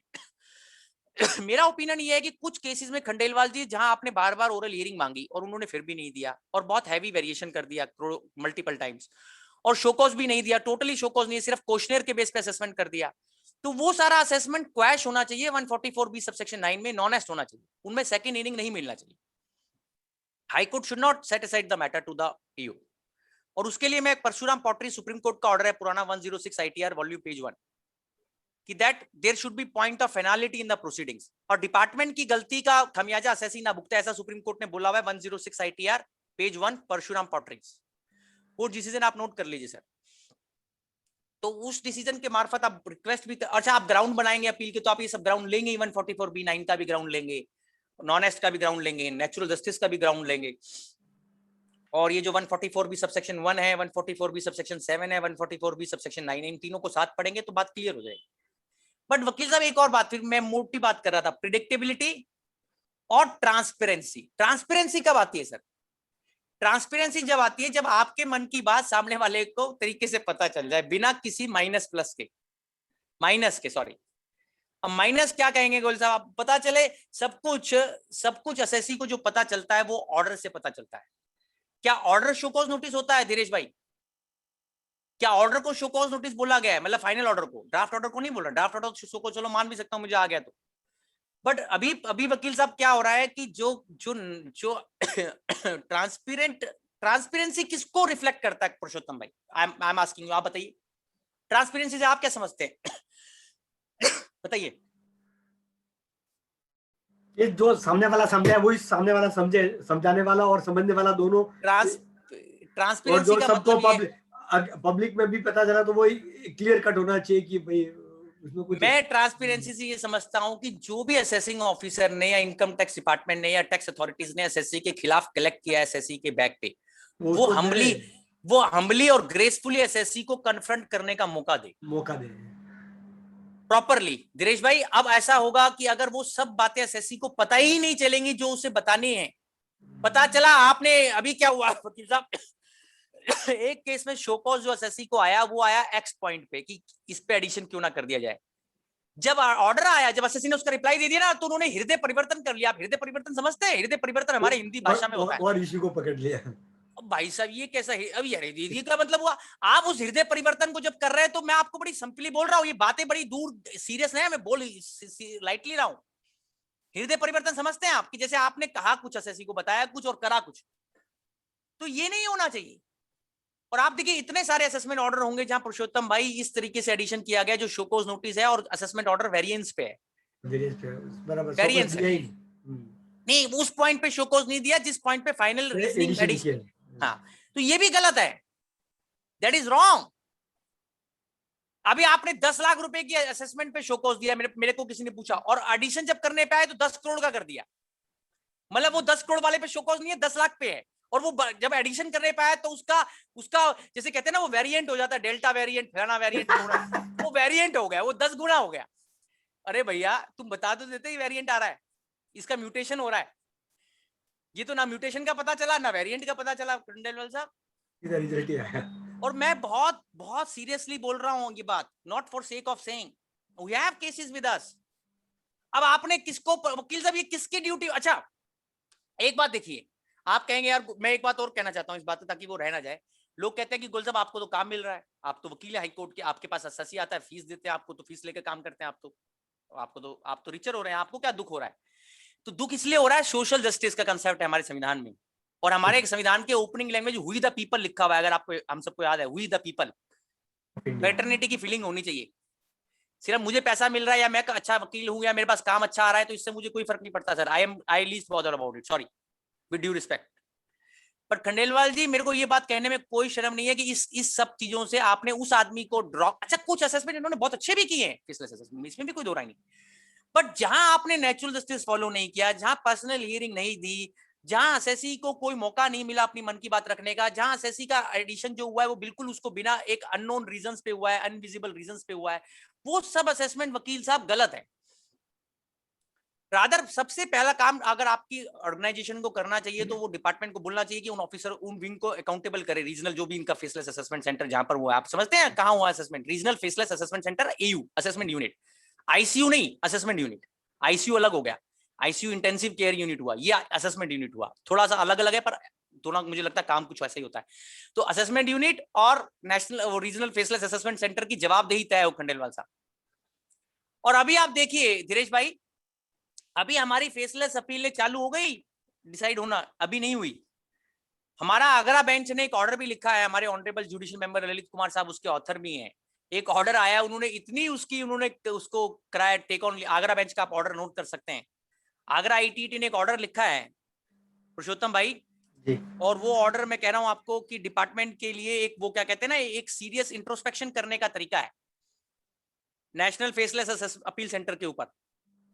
मैं आपको उसका नाम भी बता देता हूं सर, और वो अभी का ही ऑर्डर है, जस्ट गत दिनों का, कुछ जून का ही ऑर्डर होगा। फॉल्ट लाइंस क्या है सिस्टम की, फॉल्ट लाइन समझते हैं ना आप सर? महादेव कोल्ड स्टोरेज 14 जून 2021, Agra ITT Mahadev cold storage 14 जून 2021, महादेव कोल्ड स्टोरेज 14 जून 2021। तो ये ऑर्डर आप पढ़िए, इसमें इशू कुछ नहीं था, इशू बहुत छोटा था, पर इन्होंने 40-50 पेज का ऑर्डर लिखा है खंडेलवाल साहब, जिसमें नेशनल फेसलेस अपील सेंटर की जो ऊपर से नीचे तक, जैसे हम कहते हैं ना सर्जिकल एनालिसिस, सर्जिकल एनालिसिस, हाँ पूरा एनालाइज कर दिया उनको और उसका बता दिया कि हाँ। मेरे को एक और चीज कहना है आप लोगों को वकील साहब कि जैसे अभी आप लोगों का अपील डिसाइड होना है, अभी तो मुझे ये भी नजर नहीं आ रहा पुरुषोत्तम भाई कि जो प्रिडिक्टेबिलिटी और ट्रांसपेरेंसी वाली बात है वो फेसलेस अपील में कितनी लागू हो रही है। आप नोट कर लीजिए, ये मैं ऐसे नहीं बोल रहा हूँ आपको, बहुत बहुत बहुत कॉन्शियसली बोल रहा हूँ ये बात भी। अभी क्या हुआ वकील साहब कि जितने भी केसेस पुराने पेंडिंग चल रहे थे जो फेसलेस अपील में म्यूटेट होने से पहले, म्यूटेशन आजकल सबको पता चल गया है, वायरस ने ना एक वर्ड सिखा दिया म्यूटेट, तो ये म्यूटेट पहले भी था डिक्शनरी में, ऐसा नहीं था, ये वायरस से ज्यादा समझ में आने लगा, म्यूटेशन ऑफ वायरस। तो क्या हुआ जब फेसलेस अपील में म्यूटेट हुई पुरानी अपीलें, वो आज तक भी पेंडिंग है मेरी अंडरस्टैंडिंग में, अभी बहुत सारी अपीलें 90% डिस्पोज नहीं हुई है, उनका अभी डिस्पोजल का जो लक है वो प्रारब्ध अभी आया नहीं है खंडेलवाल साहब, अभी आएगा, वो कह रहे हैं हो जाएंगी, उम्मीद रखिए हो जाएंगी, शायद विवाद से विश्वास चल रहा है इसलिए पेंडिंग है। तो कहने का तात्पर्य यह है कि वो अपीलें डिस्पोज नहीं हो रही एक तरफ तो, और दूसरा वकील साहब आपको पता है क्या हुआ उसमें, आप सबको पता होगा, आप सबके ऑफिस में हुआ है धीरेश भाई, आप सबने कितनी बार सबमिशन अपलोड कर दी सिस्टम में जाकर अपील की, वो कितनी बार आप सबमिशन और पेपर बुक डाल चुके हैं, और वो कितने दिन हो गए उसको डाले हुए, और ये बार बार नोटिस आ जाता है, ऑर्डर नहीं आता। पर आप कहेंगे आपको अधिकार नहीं है पूछने का, मुझे अधिकार संविधान देता है पूछने का, और मैं बड़ी ह्यूमिलिटी से पूछ रहा हूं, मैं किसी पे फिंगर पॉइंट आउट नहीं कर रहा हूं। भैया आपने इतनी सारी फेसलेस अपीलों में फर्स्ट अपील पे अपील पेंडिंग रख रखी है, जिनमें एसएससी ने, पुरुषोत्तम भाई आप नोट कर लीजिए, एसएससी ने सब कुछ फाइल कर दिया और आज तक ऑर्डर क्यों नहीं दिया भैया, ताकि वो ट्रिब्यूनल जाए। आप अपील में डिसीजन तो दे नहीं रहे और उसको ले लेकर रखे जा रहे हैं सबमिशन को, क्यों? मेरी नॉलेज में सिर्फ 5% से कम होगा वकील साहब, जो मेरे पास अभी कुछ अपीलें आई हैं आईटीटी जो हमने फाइल करी हैं, 2-4 अपील आई हैं दिनेश भाई जो फेसलेस अपील के ऑर्डर देखने को मिले, जैसे आगरा आईटीटी में आया। तो आप सब देख लीजिए भैया, ये सब बातें गलत है पुरुषोत्तम भाई, ये देखिए क्या है, ये प्रॉब्लम जुडिशियल प्रॉब्लम है क्या, ये एडमिनिस्ट्रेटिव प्रॉब्लम है, ये इनको अपना हाउस तो खुद ही ठीक करना पड़ेगा ना पुरुषोत्तम भाई डिपार्टमेंट को कि क्यों नहीं वो ऑर्डर डिस्पोज हो रहे अपीलें, क्यों एसएससी को, मैं तो 10 बार लिख चुका हूं वित्त मंत्रालय को, वित्त मंत्री को और सीबीडी चेयरमैन को, मेरी तो मन की बात किसी ने नहीं सुनी, सॉरी विद ड्यू रिस्पेक्ट, मेरे पास लेटर है मैं दिखा सकता हूं आप लोगों को, मैंने वित्त मंत्री को भी लिखा हुआ है, रेवेन्यू सेक्रेटरी को भी लिखा, आप लोगों के ब्याह पे, अपने ब्याह पे पर पता नहीं क्यों नहीं हो रहा, उसका एक कारण है ना, उसका एक दिक्कत है उसमें वकील साहब कि जब आपके फर्स्ट अपील के केस डिसाइड नहीं होंगे तो आपको न्याय टाइमली कैसे मिलेगा, आप आगे कैसे जाएंगे, आप समझ रहे हैं, सारा आपने हॉल्ट कर दिया ना, ग्राइंडिंग हॉल्ट पे आ गए आप, you come on to a grinding halt समझते हैं आप, बिल्कुल स्टैंड स्टिल पे आ गए। तो इसीलिए वो अपीलें डिसाइड होना बहुत जरूरी है जो फर्स्ट अपील पे पेंडिंग है, और ये बात पुरुषोत्तम भाई बहुत जोर से उठानी चाहिए आप लोगों को, बहुत जोर से, मतलब very very very very loudly, ताकि सर्कल काम करे, आगे जाकर आप न्याय पा सकें, जस्टिस का wheels of justice keeps moving, what is that wheel of justice which has stagnated itself on the first appeal, that is my question, why it has happened, और इसके लिए आपको जजमेंट चाहिए, सुप्रीम कोर्ट रोज बोल रहा है justice delayed is article 21 के अंदर, जिसमें राइट टू लाइफ मिलता है, उसमें राइट टू स्पीडी जस्टिस भी मिलता है, राइट टू लाइफ के साथ राइट टू स्पीडी जस्टिस। और देखिए कुछ जगह क्या हुआ वकील साहब, एसएससीज को हाई कोर्ट जाकर ये बात डायरेक्शन लाने पड़ी, नेशनल फेसलेस अपील सेंटर को डायरेक्शन दी जाए, साहब ये हमारा अपील डिसाइड करते हैं, बताइए what is this going on.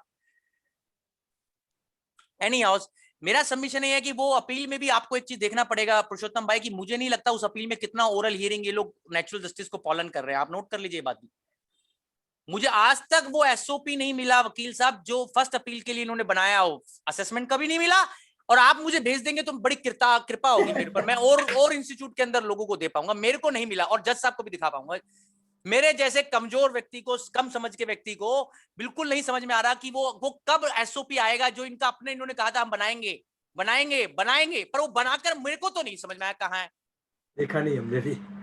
अरे भैया फिर आप मेरा अपील कैसे डिसाइड कर रहे हैं जब आपने बनाया नहीं तो, और आप 2 साल हो गए, कब 1 साल हो गया, सितंबर 2020 की बात है ना, दीनदयाल उपाध्याय वो था, क्या था ऑनरेबल दीनदयाल उपाध्याय साहब का वो था, तब इन्होंने 25 सितंबर की डेट थी शायद 2020, if my memory is not wrong.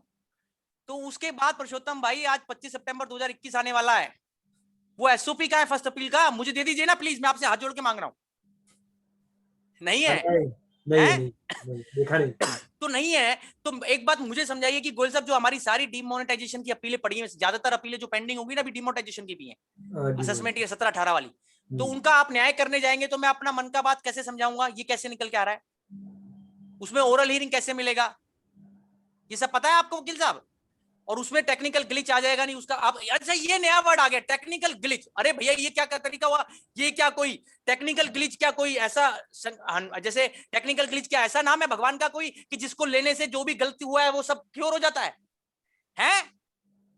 अभी क्या हो रहा है दिनेश भाई, कोर्ट्स में खड़ा होकर डिपार्टमेंट क्या बोलता है, ड्यू रिस्पेक्ट, कहता है साहब ये टेक्निकल ग्लिच है। Sir sorry, this is not a technical glitch, this is a blunder. अगर आप मेरा केस डिसाइड कर रहे हैं जिसके सिविल कॉन्सिक्वेंसेज हैं और एक सीरियस इनॉर्मस कॉन्सिक्वेंस है और आप फिर भी बोल रहे हैं टेक्निकल ग्लिच है, तो ये टेक्निकल ग्लिच नहीं है, ये कुछ और ग्लिच है। आप नोट कर रहे हैं मेरी बात? Yes, yes. What is this technical glitch? Is it a kind of a word which by taking the name of which you get purified? ये कोई प्यूरिफाई जो होता है वाटर प्यूरिफायर होता है, ये कोई प्यूरिफायर है उसकी तरह? सॉरी, तो ये अलग वर्ड बन गया है, वर्ड ऑफ द डे, अभी talk of the town, technical glitch. Sir technical glitch, अरे भैया आपने जीएसटी में भी टेक्निकल ग्लिच करे, वो तो कोर्ट ने कहा ना पुरुषोत्तम भाई, बिल्कुल सही है। ऑन रिकॉर्ड है, मेरा कपिल गोयल नहीं बोल रहा हूं मैं, Bombay high court, Gujarat high court, सबने कहा नहीं कहा। और अभी ये आप इसमें भी यार ये फिर टेक्निकल ग्लिच आ गया, तो इसमें हम क्यों मर्सी पे? Why SSC is at mercy? My question is this, technical glitch आपने करवाया है, करदाता ने करवाया है, डिपार्टमेंट ने किया है? और ये कैसा ग्लिच है कि जब आपने असेसमेंट तो चालू कर दी करदाताओं की अप्रैल करना, और आपको अभी तक पता नहीं था। वकील साहब इसको ऐसे भी पढ़ा जा सकता है कि जब आपने इतने लोगों का कर निर्धारण अप्रैल मई जून में कर दिया और आपको पता था कि आपके सिस्टम में ग्लिच है, तो आपने किस अधिकार से उनका असेसमेंट कर दिया, ये मैं आपसे पूछ रहा हूं। अगर आपको पता था तो ये बात, और ये आप हिट एंड ट्रायल कर रहे थे, चलो हिट एंड ट्रायल कर लेते हैं, ये कोई हिट एंड ट्रायल हो रहा है सर मेरे साथ? कोई वैक्सीन पहले दे दी, एक वैक्सीन पहले दे दी, चलो ठीक हो जाए, फिर रेमडेसिविर दे दी, फिर फलाना दे दिया, फिर ढिमकाना दे दिया, कोई this is going on like this? Sorry, I am sorry. अगर आपको लगता था कि आपके सिस्टम में ग्लिच है, तो भैया आपने अप्रैल मई जून में लोगों को परेशान क्यों किया उनके ऑर्डर पास करके? ये एक बड़ा इंपॉर्टेंट पुरुषोत्तम भाई सवाल है, जहां देश कोरोना वायरस की सेकंड वेव से जूझ रहा था, अभी ऑर्डर पास कर रहे थे। और जब आपने उसको बढ़ाना ही था सितंबर तक अपने हिसाब से, विद ड्यू रिस्पेक्ट, मेरी उनसे सहमति है कि उनके यहाँ पर भी हमारे डिपार्टमेंट के अच्छे दोस्तों का भी कुछ लोग चले गए हैं, बट मैं ये उसको डिसरिस्पेक्टफुली नहीं बोलता हूं। मैं ये कहता हूं कि जब आपको पता था वकील साहब कि इनका सिस्टम ठीक नहीं चल रहा है, तो who has set them to pass those series of orders in April, May, June and creating so much of demand? What was the hurry? What was the heaven falling on this earth? What was happening कि हमारा धरती खत्म हो रहा था क्या?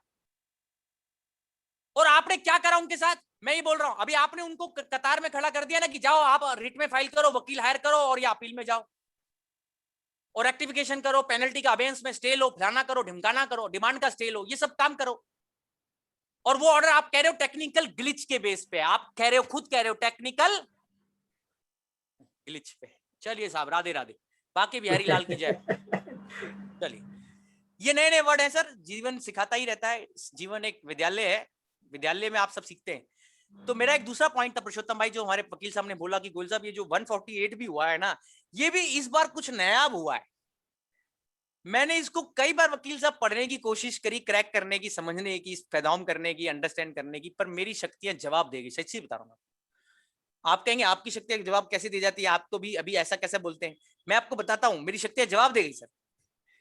मेरे को ऐसा लगता था कि 148 एक सीरियस प्रोसीजर है और डिपार्टमेंट भी इसको लेकर सीरियस है कि हाँ एसएससी का केस रीओपन करेगा तो वो ढंग से जीके एंड ड्राइव शिफ्ट के सुप्रीम कोर्ट के ऑर्डर को पालन करेगा।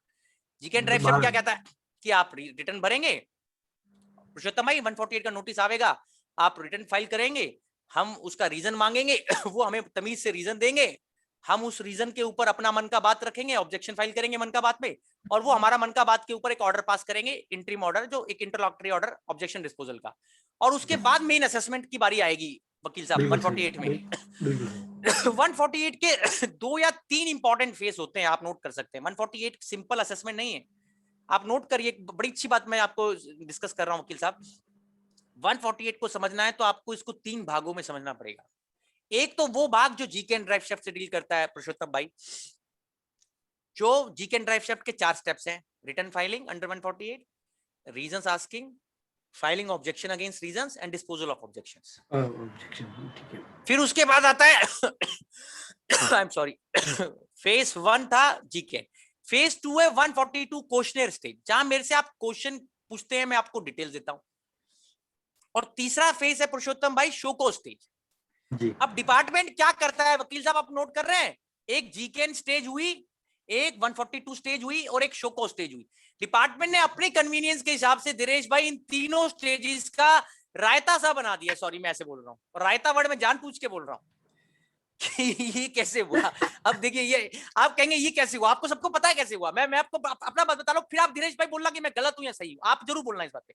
अभी क्या हुआ, अभी 148 आया, 148 आया लेटर से अप्रैल या मई 2021 में, और आया लेटर से असेसमेंट ईयर 13-14 का, या असेसमेंट ईयर 14-15 का, या असेसमेंट ईयर 15-16 का, या 16-17 का, या 17-18 का। 5 साल इन्होंने टारगेट बनाए हैं। 13-14 कर निर्धारण से असेसमेंट ईयर 17-18 5 कर निर्धारण वर्ष 13-14, 14-15, 15-16, 16-17, 17-18, क्योंकि नया लॉ में कुछ ऐसा चेंज हुआ कि उनको 5 साल पकड़ना पड़ा। तो मैं उस पर भी 2 मिनट में आऊंगा, पर अभी मेरा मेन बात क्या है पुरुषोत्तम भाई, जो मैंने दूसरा इशू कंटेम्प्रेरी इशू ले रहा हूं 148 वाला, कि जब आपने मुझे 148 दिया तो आपने पुरुषोत्तम भाई, पहले तो इन लोगों ने जब 148 दिए ना अप्रैल मई में, तो इनको ये नहीं था, इन्होंने अपने लिए तो नोटिस देने का वकील साहब टाइम बढ़ा लिया था, विद ड्यू रिस्पेक्ट। देखिए हम एकेडमिशियन है, हम पॉलिटिकल अपने लिए नहीं था। हाँ अपने लिए नहीं था, सही बोला पुरुषोत्तम भाई, पुरुषोत्तम बात। अभी उन्होंने बाद में हमारे लिए किया, पर हमारे लिए कम डेट बढ़ाया, अपने लिए ज्यादा बढ़ाया। हमारे लिए 31 मई तक बढ़ाया और अपने लिए नोटिस देने के लिए 30 जून तक बढ़ाया। ऐसा कुछ हुआ था या नहीं हुआ था? नहीं, ये हुआ था, मई और जून किया था। मेरी मेमोरी बीमार नहीं है। नहीं, उन्होंने अभी जून किया था। हाँ, तो आगे बढ़ते हैं, आगे बढ़ते हैं। तो ये भी मेरे लिए दोहात लगता है, हमारे मारवाड़ी में बोलते दोहात समझते हैं आप, अपने लिए कुछ और स्टैंडर्ड है और मेरे लिए आर्ट्स कुछ और है, इसको बोलते हैं डिस्क्रिमिनेशन। सॉरी, आगे बढ़िए। मैंने कहा कि साहब मेरे को 148 का नोटिस आया दिनेश भाई, मैंने रिटर्न भर दिया। अच्छा, वो रिटर्न भी उनको कौन सी पसंद है, गाना है ना मुझे ये पसंद है, मैं गाना समझ गया आप। इनको रिटर्न पोर्टल वाली पसंद है, वैसे लेटर वाली रिटर्न पसंद नहीं है।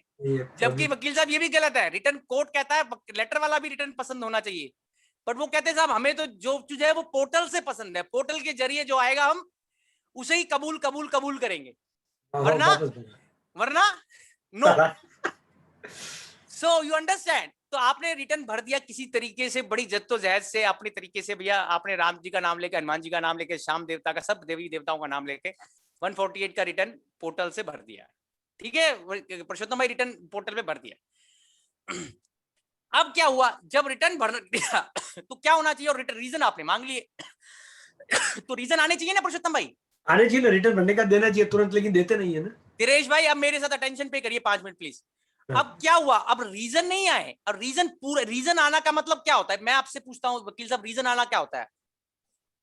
रीजन आना मतलब क्या होता है बताइए जरा। किस बेसिस पे नोटिस इशू किया है? नहीं पुरुषोत्तम भाई, ये भी नहीं, रीजन आने का मतलब आप नोट करिए कि जिस फॉर्मेट में रीजन रिकॉर्डेड है, जिसमें अप्रूवल साथ में है, आप नोट करिए, नोट करिए। रीजन वो रीजन जो पूरे कपड़ों के साथ, वस्त्रों के साथ, सॉरी मैं ऐसे बोलता हूं, क्षमा करिए मेरी उद्दंडता को या मेरी गलती को। रीजन मतलब पूरे रीजन, पूरे रीजन का मतलब, पूरे रीजन मतलब फॉर्मेट में रिकॉर्डेड, जिसके अंदर अप्रूवल ली जाती है, अप्रूवल के साथ, और प्लस उसके साथ धीरेश भाई जो बैकग्राउंड मटेरियल है, जो जिसमें रीजन को रेफर करता है ना, जैसे हमें इस आदमी ने बताया कपिल गोयल ने पेनी स्टॉक की एंट्री ली है लॉन्ग टर्म कैपिटल गेन की। अब वो मटेरियल तो हमें पता नहीं वकील साहब, ना हमारे को मटेरियल पता, ना हमें अप्रूवल पता। अब आपने कैसे रीजन दिए पुरुषोत्तम भाई, दिनेश भाई, कैसे? ये पहली बार देख रहा हूं मेरे कैरियर में, 15 साल में मैंने ऐसे रीजन सप्लाई होते हुए नहीं देखे। इन्होंने हमें क्या किया पुरुषोत्तम जी, अब क्योंकि इन्होंने ये लेट हो गए थे, इनको लग रहा था कि ट्रेन कहीं छूट ना जाए स्टेशन से, तो इन्होंने क्या किया, शायद इसी वजह से गलती में, जल्दी में इन्होंने 143(2) नोटिस दिया, और उस 143(2) के नोटिस के अंदर एक रीजन का एक्सट्रैक्ट दिया आपको। आपको दिखाऊं मैं कैसा? Should I show you? मैं आपको दिखाता हूं सर, मैं आपको दिखाता हूं।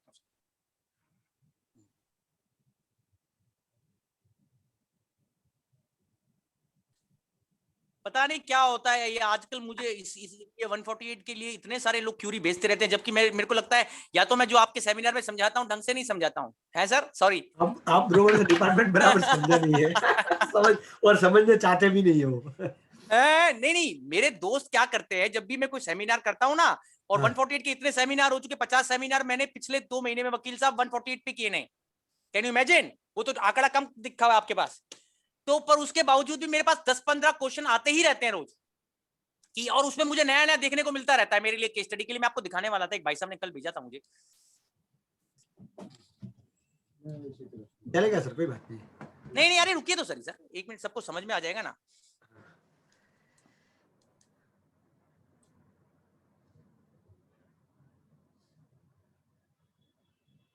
एक मिनट मुझे दीजिए, just bear with me for minute sir. Yes no problem sir.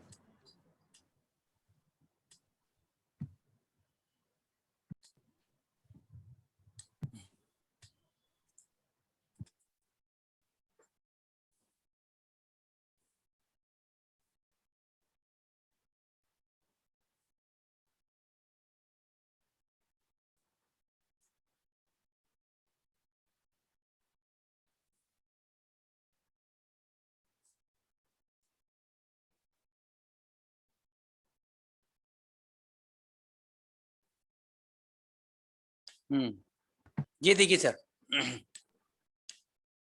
आया सर, मेरा स्क्रीन शेयर हुआ? यस हुआ Yes. 143 to read with section 147 of income tax. मैं ऊपर जाता हूँ, सॉरी। थोड़ा नीचे ले। हाँ हाँ, अब ये देखिए, ये क्या है दिनेश भाई, ये रीजंस क्या है? ये रीजन इन्होंने क्या किया, 143(2) का और रीजन सप्लाई करने का कॉम्बो बना दिया, 2-in-1 कॉम्बो, वीसीआर और वीसीपी का कॉम्बो। पुराने जमाने में होता था वीसीआर और वीसीपी साथ साथ आते थे, ये कॉम्बो है। कॉम्बो समझते हैं, जैसे कॉम्बो मिलता है आजकल। तो अब ये क्या किया इन्होंने पुरुषोत्तम भाई, मेरा इसी पे सवाल है, 10 मिनट में इसी को डिस्कस करूंगा भाई साहब। सबसे पहला इसमें गड़बड़ ये हुआ, मृदुल जी, आपको आपके ऑर्गेनाइजेशन को बहुत सीरियसली इन बातों को टेकअप करना चाहिए। ये सारा इंडिया में इन्होंने ऐसा किया है, ये वन इंडिया चल रहा है काम। ये क्या कहता है कि 143(2) हम रीजन, और ये रीजन क्या है? ये रीजन नहीं है पूरे फॉर्मेट में, इसके अंदर अप्रूवल नहीं है, बिल्कुल। और इसमें बैकग्राउंड इंफॉर्मेशन भी जो इसको रिलाई कर रहे हैं ना, जिसको जो इन्फॉर्मेशन यहाँ रिलाई हो रही है वो भी नहीं है। तो कहने का तात्पर्य यह है कि, और अभी आससी को वो 4 जो जीके एंड ड्राइव शिफ्ट की स्टेज से तो आप गुजरे नहीं, आपने 143(2) की स्टेज कैसे आ गई? बराबर है, वो उसको डिस्पोज ही नहीं किया उसको रीजन। अरे वो तो मौका ही नहीं मिला ना अभी आपको।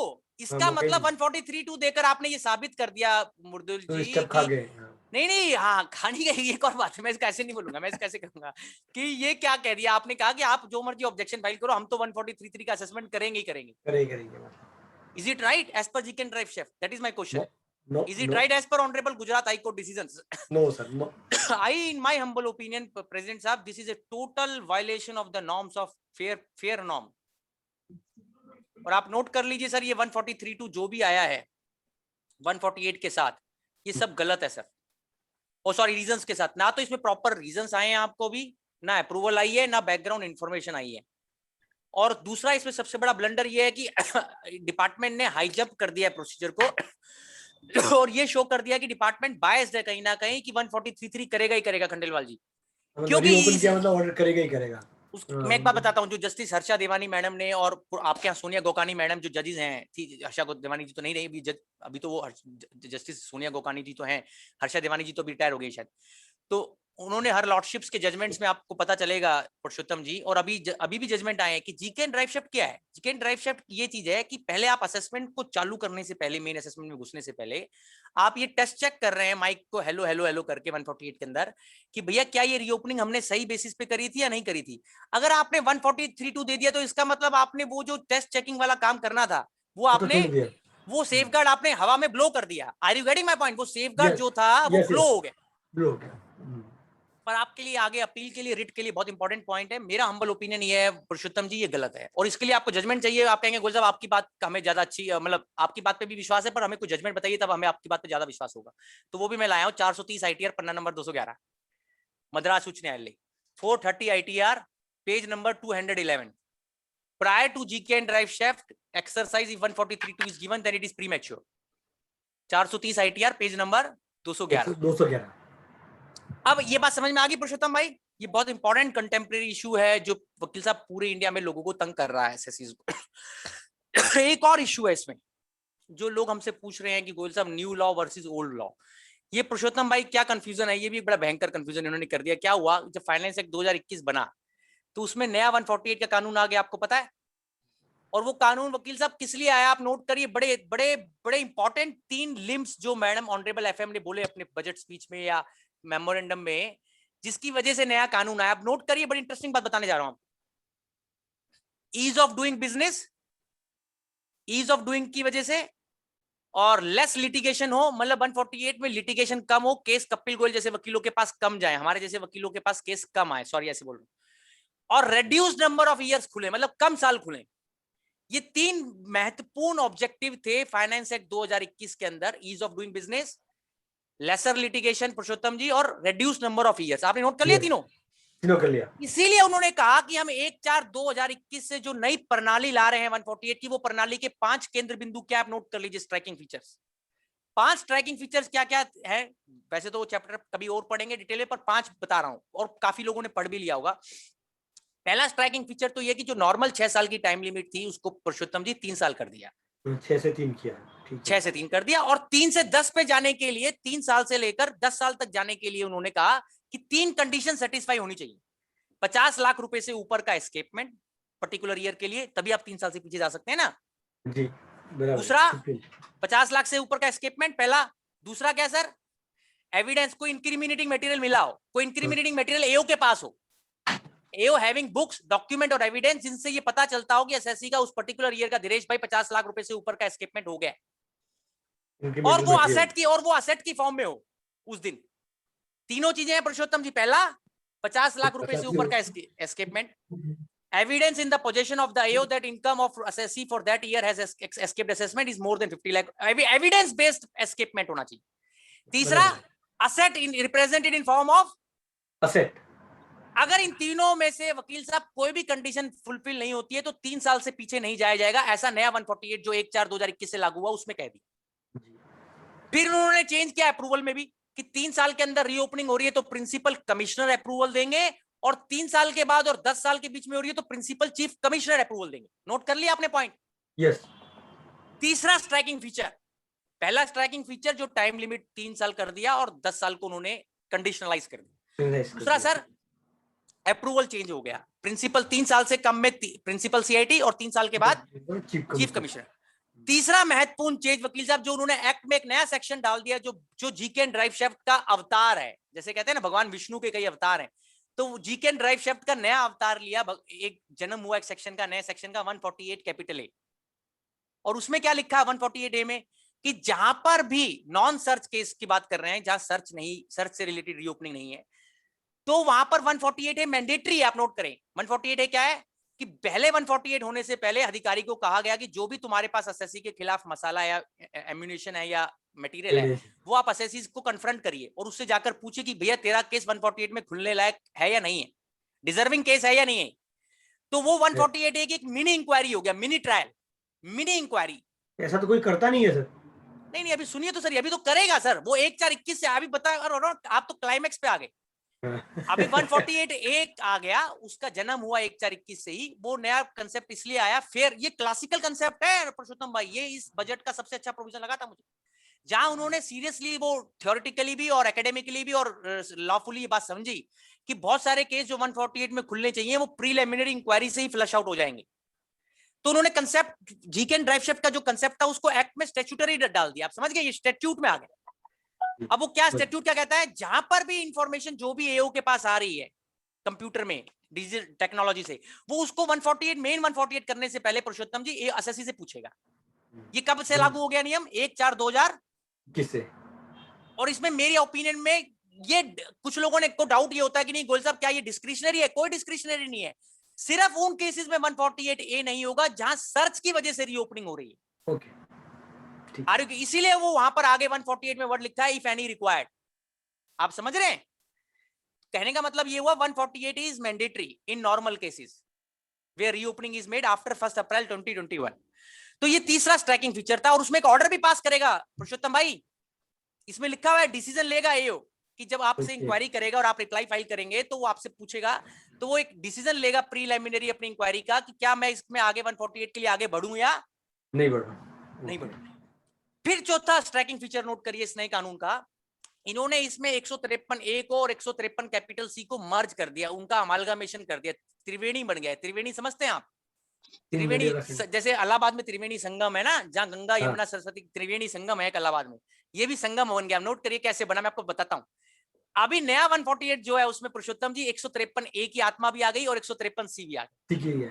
मतलब जो नया सर्च केस होगा 1/4/21 के बाद सर्च होगी, उसका रीओपनिंग 153 ए में नहीं होगा, 153 सी में, उसका रीओपनिंग भी 148 में होगा। अब कोई स्पेशलाइज्ड सर्च असेसमेंट नहीं है, उसको भी 148 में मर्ज कर दिया उन्होंने।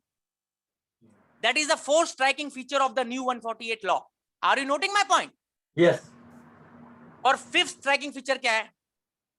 Fifth striking feature ये है सर कि जब उन्होंने 148 ए डाल दिया, 3 साल कर दिया, अप्रूवल का फॉर्मेट बता दिया, पांचवा चेंज इसमें ये हुआ, जो पांचवी बात मेरे दिमाग में आ रही थी, जो पहले 4 साल के बाद वाली नियम हम बोलते थे ना, 4 साल के बाद हुआ है और 4 साल के अंदर हुआ है, वो खंडेलवाल जी अब खत्म हो गया, क्योंकि अब तो सिर्फ सिंपल है 3 साल के अंदर या 3 साल के बाद। अब वो 4 साल वाला नहीं रहा प्रोवाइजो वाला चक्कर जो पहले होता था। आप समझ रहे हैं? तो ये 5 स्ट्राइकिंग फीचर्स वकील साहब नए 148 में आई। अच्छा, अब इसको आपको मैंने बताया कि इसका पर्पस क्या था, lesser litigation, reduce number of years और ईज ऑफ डूइंग बिजनेस। मैं क्विकली बोल रहा हूँ। अब डिपार्टमेंट ने क्या किया पुरुषोत्तम भाई, जब मार्च 20 था ना, मार्च 20 से पहले कोरोना आया, तो इन्होंने उस असेसमेंट ईयर 13-14 को जो रीओपन कर, कब तक करना था असेसमेंट ईयर 13-14 को बताइए, 31 मार्च 2000, मार्च 20 तक, उसको मार्च 21 कर लिया। अब मार्च 21 में इनको लगा कि नहीं हम कहीं छूट ना जाए, तो इन्होंने उस मार्च 21 को बढ़ाकर, अभी आपने बोला अप्रैल 21 किया पहले, फिर उसको जून 21 कर लिया। एम आई राइट? अब थैंकफुली जून 21 आगे नहीं बढ़ा, भगवान की कृपा हुई। ओम द्वारकाधीश नमः, सोमनाथ भगवान की जय, सोमनाथ भगवान की जय। वो नहीं बढ़ा। बहुत लोग सोमनाथ भगवान की पूजा इसलिए भी कर रहे थे कि भैया ये 30 जून बीत जाए और 148 का नोटिस ना आए, तो उनकी पूजा जिनकी कबूल हो गई उनको मेरा साधुवाद। अभी आगे बढ़ते, तो अभी क्या हुआ, अभी ये हुआ वकील साहब, इन्होंने जो डेट बढ़ाई ना, उस चक्कर में डिपार्टमेंट ने, जैसे कहते हैं ना, एक ही जगह पैरेलली 2 चीजें अप्लाई कर रही हैं। जैसे नया प्रोविजन भी लागू हो गया 1/4/21 से, इन्होंने पुराने वाले को भी बढ़ा दिया, उसका डेट भी। तो अब क्या हुआ, अप्रैल मई जून में अगर कोई 148 देना था तो एओ के पास 2 ऑप्शन है, वो पुराने लॉ में भी दे सकता था और या नए में भी दे सकता। ये कैसे हो सकता है? Is it possible Khandelwal ji? By any sense of law and logic? तभी बॉम्बे हाई कोर्ट में जो दोनों रिट पिटीशन गई, जिनको आपने पढ़ा होगा, टाटा के केस में और एमेडिस के केस में, एक जहांगीर मिस्त्री साहब ने आर्ग्यू करी है और एक पाड़ीवाला साहब ने आर्ग्यू करी है बॉम्बे हाई कोर्ट में। तो वहां उन्होंने ये पॉइंट लिया धीरेश भाई कि क्या ये जो पुराने लॉ में 148 अप्रैल में इशू हुआ है नोटिस और मई में हुआ है, वो सही है गलत है? वो बिल्कुल गलत है, मेरा ओपिनियन भी है, और बॉम्बे हाई कोर्ट ने उसको एडमिट करके स्टे कर दिया है उस प्रोसीडिंग को। और वो क्यों किया वकील साहब? क्योंकि जब नया लॉ पार्लियामेंट से पास हो गया और वो 1/4/21 से कानून बन गया, तो पुराने लॉ को डेलीगेटेड लेजिस्लेशन के अंदर डेट बढ़ाकर आप कैसे यूज कर सकते हैं? That is the moot point. आपके समझ में आया? इन्होंने डेलीगेट उसको डेट जो बढ़ाया वो गलत बढ़ा दिया, उसको ऑफ करना भूल गए, उस पंखे को जो पहले ही चल रहा था, वो लाइट को ऑफ करना भूल गए जो नए कानून में आ चुकी थी। तो अब खंडेलवाल जी मुझे नहीं पता क्या होगा भैया, देखो भविष्य का मैं तो कोई अंतर्यामी हूं नहीं, पर मेरे को जितना आप लोगों ने सिखाया भैया, देखो ये सब गलत है, ये सब बिल्कुल गलत है। हाउ इज दिस पॉसिबल कि पार्लियामेंट से जब लॉ बन जाता है और वो ऑलरेडी एनेक्टेड लॉ है, इनऑपरेटिव लॉ है, आप पुराने लॉ को कैसे घसीट सकते हैं सर? इससे सॉरी, धक्का मार सकते हैं, उसको धकेल सकते हैं ऐसे, जैसे धकेला मार्च से अप्रैल में धकेल दिया और अप्रैल से जून में धकेल दिया, ऐसे करके ये कोई धकेलना हो रहा है क्या? और ये गलत है बिल्कुल, मैं बता रहा हूं, it is total unconstitutional to my humble sense, to my limited sense, to my little sense, to my hollow sense, to my respectful sense, to my humble sense. Anyhow, ये इशू समझ में आ गया आप सबके sir? Khandelwal जी ये गलत कर दिया इन्होंने, एक वो गलती करी और फिर उसके साथ 143(2) का जो कॉम्बो बनाकर दे दिया रीजन के साथ, ये भी गलत। और ये सारा क्या बन गया इससे, ये 148 की जो रूपरेखा थी ना, वो जो 3 स्टेजेस मैंने आपको लिखाई थी, अब आप समझ पाओगे, वो सब बिगड़ गए, सब बिगड़ गए। अब एक और इसमें क्लाइमैक्स पे ले जाता हूं आपको, एक और हाइट पे। अब ये क्या पूछ रहे हैं हमारे दोस्त लोग सेमिनार में कि क्या गोयल साहब ये 148 का जो जैसे होता है ना हमारे यहाँ, पुरुषोत्तम जी आप समझेंगे मारवाड़ियों में वकील साहब होता है कि जैसे व्रत करती हैं औरतें तो उसका उद्यापन भी होता है, उद्यापन समझते हैं, टर्मिनेशन, समापन। अब ये 148 का समापन कौन करेगा? वो जो जुडिक्शनल है जिसको पुरुषोत्तम जी जानते हैं, जो अहमदाबाद में बैठा है, या वो करेगा जो फेसलेस असेसमेंट जिसको नहीं जानते हैं? नोटिस तो इनके नाम से आ रही है अभी। हाँ, अब ये इन्होंने प्रैक्टिकल बात बोला कि गुल साहब अभी तो उसका ऑटोग्राफ आ रहा है, हम जाते हैं चाय पी के आ सकते हैं। चाय पीना अपराध नहीं है, चाय पीना शगुन का काम है। मैं उसको ऑस्पिशियस इपोकल लेता हूं, चाय पीने को इपोकल माना जाता है हमारे यहाँ। अभी आप बात समझिए, अभी आप आगे चल रहे हैं, वकील साहब समझ रहे हैं क्या हो रहा है इसमें? क्या कहा उन्होंने, सीबीडीटी ने कहीं कहा कि साहब जब 143 to 148 में आ जाएगा तो वो म्यूटेट कर जाएगा, फिर वो म्यूटेट वर्ड आ गया, म्यूटेट कैसे कर जाएगा? वो फेसलेस असेसमेंट की गोद में चला जाएगा। सर मेरे को इससे बहुत बहुत बहुत बहुत बहुत आपत्ति, और आप भी नोट कर लीजिए, आप प्रधान है इस इतनी बड़ी उसके संस्था के, कि आप जब जिस प्रोसीडिंग को एओ ने चालू किया है सर, उसका उद्यापन वही ऑफिसर करना चाहिए। आप बोलेंगे, मैं इसको आपको 2 लॉजिक देता हूं। एक लॉजिक आप नोट करिए, सेक्शन 151A, आप खोलिए किताब है अगर आपके पास, सबके पास, किसी के पास, तो आप खोलिए 151A में क्या लिखा हुआ है। 151A में पुरुषोत्तम भाई ये लिखा हुआ है, faceless assessment of income escaping assessment. 151A खुली। मैं आपको बड़ी इंटरेस्टिंग चीज दिखा रहा हूं कि देखिए, जिन्होंने कानून बनाया है वो भी कई बार ऐसा होता होगा कि उनको शायद ये होता होगा कि ये कानून अभी पता नहीं काम का है या नहीं है, पता नहीं, भगवान जाने। तो अभी ये faceless assessment of income escaping assessment है 151A, ये आया है पुरुषोत्तम भाई, इसको इंसर्ट किया गया था 1 नवंबर 2020 से, आप नोट करिए। और आज तक faceless assessment of income escaping assessment में वकील साहब कोई भी 148 का फेसलेस असेसमेंट वाला स्कीम नोटिफाई नहीं हुआ है। सिर्फ 3 स्कीम आपके पास है सर, मैं बता रहा हूं आपको। 144B वाला है नॉर्मल असेसमेंट का, पेनल्टी का है और फर्स्ट अपील का है। Yes. आप नोट कर रहे हैं वकील साहब? 3 ही Correct, फेसलेस correct. कंसेप्ट्स हैं आपके पास जो practically Faceless operative. assessment of income escaping assessment. Yes. इस नाम से कुछ भी इस सेक्शन में कोई नोटिफिकेशन नहीं आया अभी तक पुरुषोत्तम जी 151A में।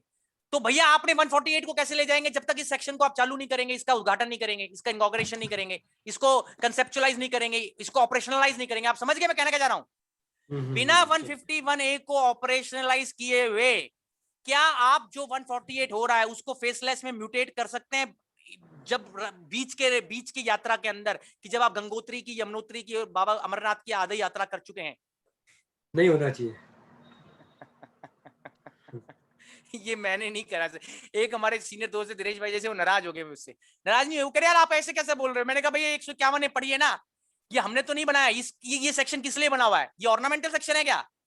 इसमें क्यों नहीं स्कीम नोटिफाई कर देते कि शुरू से ही रीजन फेसलेस असेसमेंट डिपार्टमेंट करेगा और वो भी फेसलेस होगा, रीजन भी और सब कुछ फेसलेस होगा। बीच में क्यों कर रहे हो आप? वरना कैसे होगा वकील साहब कि क्या जब ऑफिसर ने प्रोसीडिंग ड्रॉप करनी होगी वो कौन सा व्यक्ति डिसीजन लेगा? वो तो नहीं लेगा ना जिसने सेटिस्फेक्शन रिकॉर्ड करी थी शुरू में। Can you disconnect them? This is my second point. और गुजरात हाईकोर्ट ने कई जगह बोला है, हाइनअप में और Pankaj Shah 425 ITR page number 70 note कर लीजिए आप, मेरा फेवरेट ऑर्डर है 425 आईटीआर पेज नंबर 70 कि that there should be unity committee between the officer who records the reasons and between the officer who concludes the proceedings. Am I with you or not? Yes, yes. Anyhow, this is a very serious issue, Vakil Sahab. This is a practical issue also, and this is a very serious issue which department might be. पता नहीं कैसे कर रहे हैं, भगवान जाने पुरुषोत्तम भाई। अब इसमें एक और टॉपिंग बता रहा हूँ, इसकी लास्ट पॉइंट इसी 148 का, कि इसमें कहीं पर भी ओरल हियरिंग नहीं पता चल रही कब मिलेगी। अब ITBA पे जाइए, वो कहते हैं ITBA से होता है सब कुछ। क्या 148 के अंदर ITBA आपको ओरल हियरिंग दे रहा है किसी स्टेज पे? अभी तो नहीं भैया। मैं नहीं जानता हूँ, आप जानते हैं मेरे से ज्यादा, मुझे नहीं पता है। मुझे मान के चलिए मैं ऐसे ही छोटा व्यक्ति हूँ, मुझे नहीं पता कुछ भी। कहाँ दे रहा है वो कह रहे हैं ITBA पे रीजन अपलोड हो गए हैं। किसी केस में तो मिल जाते हैं जिसके प्रारंभ अच्छे होते हैं, किसी में नहीं मिल पाते। ये कैसा ITBA है? सब में होने चाहिए ऐसा क्या? पुरुषोत्तम भाई बहुत अच्छे आदमी और पुरुषोत्तम भाई इतने बढ़िया स्माइलिंग और इतने सबको अच्छा गुड़ी गुड़ी करते हैं, उनके केस में तो डाल दिया और कपिल गोयल के में नहीं डाले। ये क्या कपिल गोयल से नाराजगी है क्या? है पुरुषोत्तम भाई? वो तो सबके लिए होना चाहिए ना सर। स्टैंडिंग ऑपरेटिंग प्रोसीजर तो कुछ फॉलो ही नहीं कर रहे, मन ही नहीं तो क्या करेंगे ये लोग? नहीं फिर वो ट्रांसपेरेंसी कहाँ है? आपने नोट किया था, मैंने ऐसे नहीं बोला था स्टडी में करा था आपको बोर करने के लिए नहीं बोला था मैंने ट्रांसपेरेंसी वर्ड और प्रेडिक्टेबिलिटी वर्ड, सिर्फ कहने के लिए, समझाने के लिए बोला था। अभी तो मोदी साहब ने बोला सारा असेसमेंट इनकम टैक्स का ट्रांसपेरेंसी से होगा, अकाउंटेबिलिटी से होगा और प्रेडिक्टेबिलिटी से होगा। और मेरे लिए तो मोदी साहब के वर्ड भगवान के वचन के बराबर है सर। किसी के लिए है या नहीं है? Sorry, I am sorry, due respect. अभी आप बोलिए कि प्रेडिक्टेबिलिटी कहाँ है, अभी आप बोलिए ट्रांसपेरेंसी कहाँ है, अभी आप बोलिए अकाउंटेबिलिटी कहाँ है, ये सब आपके लिए है। तो ये सब बातें हैं दिनेश भाई। हाँ क्या बात बोली आपने, एक और आपने मेरा मन का बात पकड़ लिया आपने दिनेश भाई, आप मेरा मन का बात पकड़ चुके हैं। अच्छा दिन आएंगे, बिल्कुल सही कह रहे हैं। तो ये बात थी वकील साहब। नाउ यू विल अप्रिशिएट कि दैट जो आपने शुरू में कंटेम्प्रेरी इशू वाली बात रखी थी, मैंने पूरा 148 भी क्लियर कर दिया कि जो इन्होंने 143(2) दिए हैं साथ में वो भी प्रीमैच्योर है। जो इन्होंने जीके ड्राइव शेफ्ट को प्रोग कर रहे बिना उसका गला घोट दिया मेरे हिसाब से जीके ड्राइव शेफ्ट का कहीं ना कहीं, और उसको आगे बढ़ पड़े हैं। मैं बोलूंगा स्ट्रेंगुलेट बोलते हैं ना, स्ट्रेंगुलेट मतलब किसी का गला घोट देना। और उसके बावजूद आपने ये ओल्ड लॉ का और न्यू लॉ का दिनेश भाई सब कुछ वो कर दिया है, कुछ अजीब सा कर दिया सिस्टम। और फिर उसके बाद अभी आप कहीं पर भी सिस्टम में ITBA में कुछ हियरिंग का कोई पता नहीं है कि कहाँ ओरल हियरिंग मिलेगी, कौन ओरल हियरिंग करेगा। अभी ये भी मिस्ट्री और सस्पेंस है। सस्पेंस समझते हैं, सस्पेंस थ्रिलर मूवीज होती है, ये भी सस्पेंस थ्रिलर मूवी की तरह चल रहा है 148। चलिए एक और बात मैं आप लोगों के साथ शेयर करना चाह रहा हूँ कंटेम्प्रेरी इशू में वकील साहब।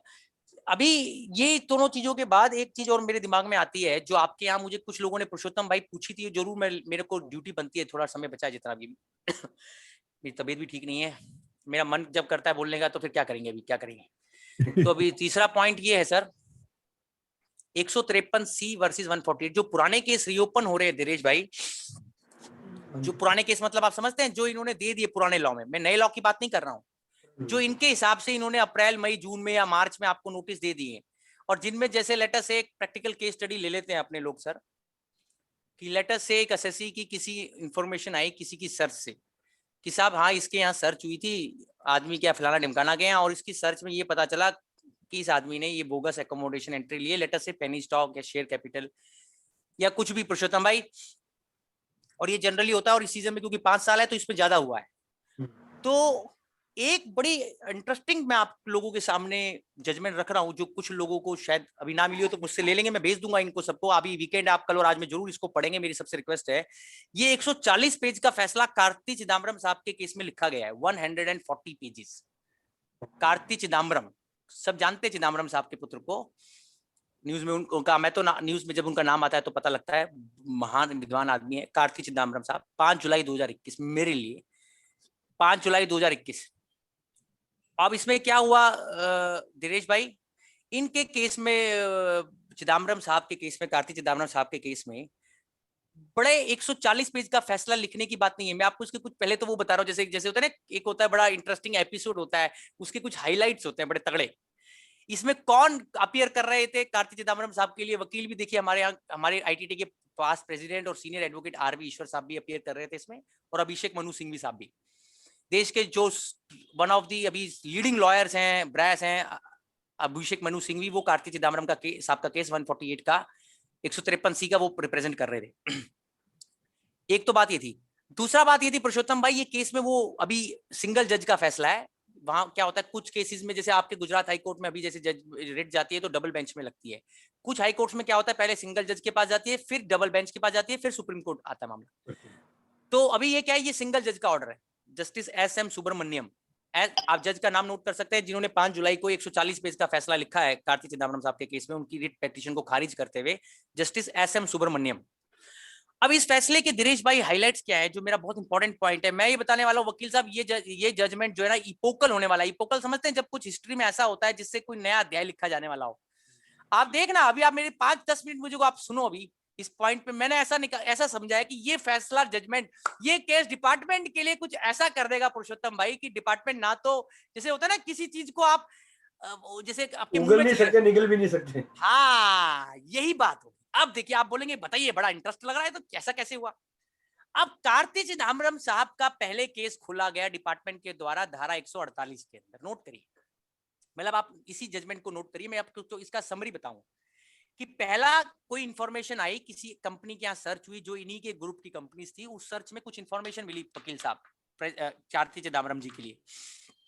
अब डिपार्टमेंट ने उस समय 153C नहीं किया, उस समय इसलिए नहीं किया पुरुषोत्तम जी 153C, क्योंकि उनके पास मटेरियल नहीं था, एओ के पास, सो कॉल्ड जो पूरा उस सर्च से मिला था, वो जब तक नहीं आया था इनके एओ के पास।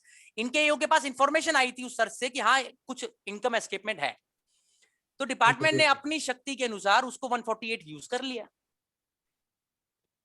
अब प्रेसिडेंट साहब, ये जब केस चल रहा था ना 148 का, तब वो पूरी फिल्म का मटेरियल आया, जैसे ट्रेलर आया 148 के टाइम पे, सॉरी ऐसे बोलता हूं, और पूरा मसाला आया जब इनकी असेसमेंट, अच्छा उसी सर्च का आप ऐसा समझो प्रैक्टिकली कि किसी एक्स के यहाँ सर्च हुई और उस एक्स के यहाँ वाई का कुछ इंफॉर्मेशन मिला।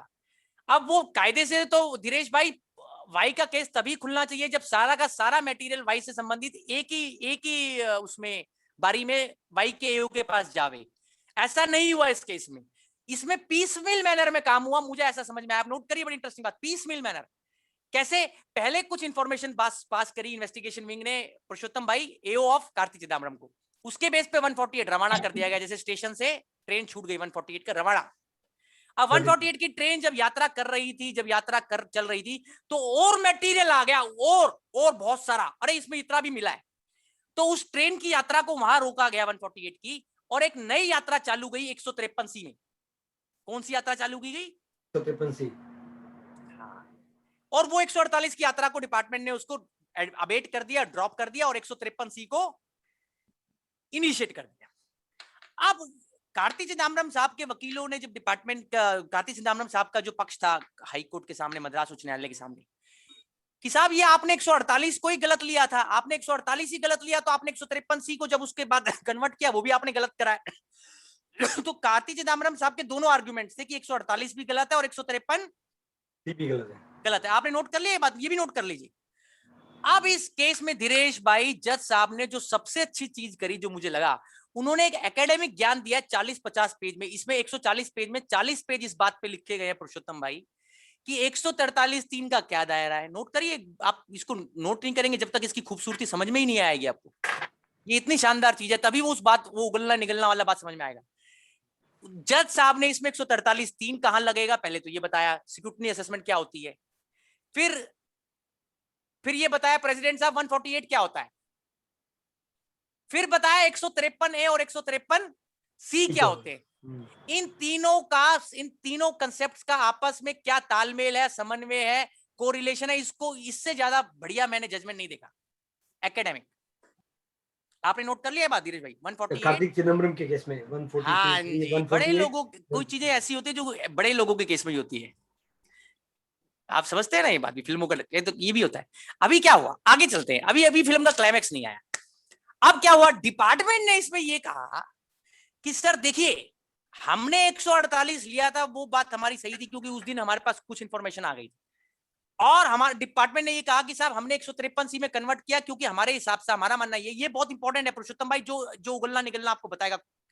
डिपार्टमेंट ने ये कहा कि the moment department gets that कि there is a material in the search of this SSC, department 148 के साथ कंटिन्यू कर ही नहीं सकता था। डिपार्टमेंट के पास एक ही तरीका था इस असेसमेंट का उद्यापन करने का और समापन करने का, 153C, और जो कि उन्होंने बहुत सारे और केसेस में नहीं किया है, जिनकी यात्रा इन्होंने 148 से चालू करके 148 पे ही खत्म कर दी है, या उसको 153C में प्रॉपर्ली कन्वर्ट किया ही नहीं है।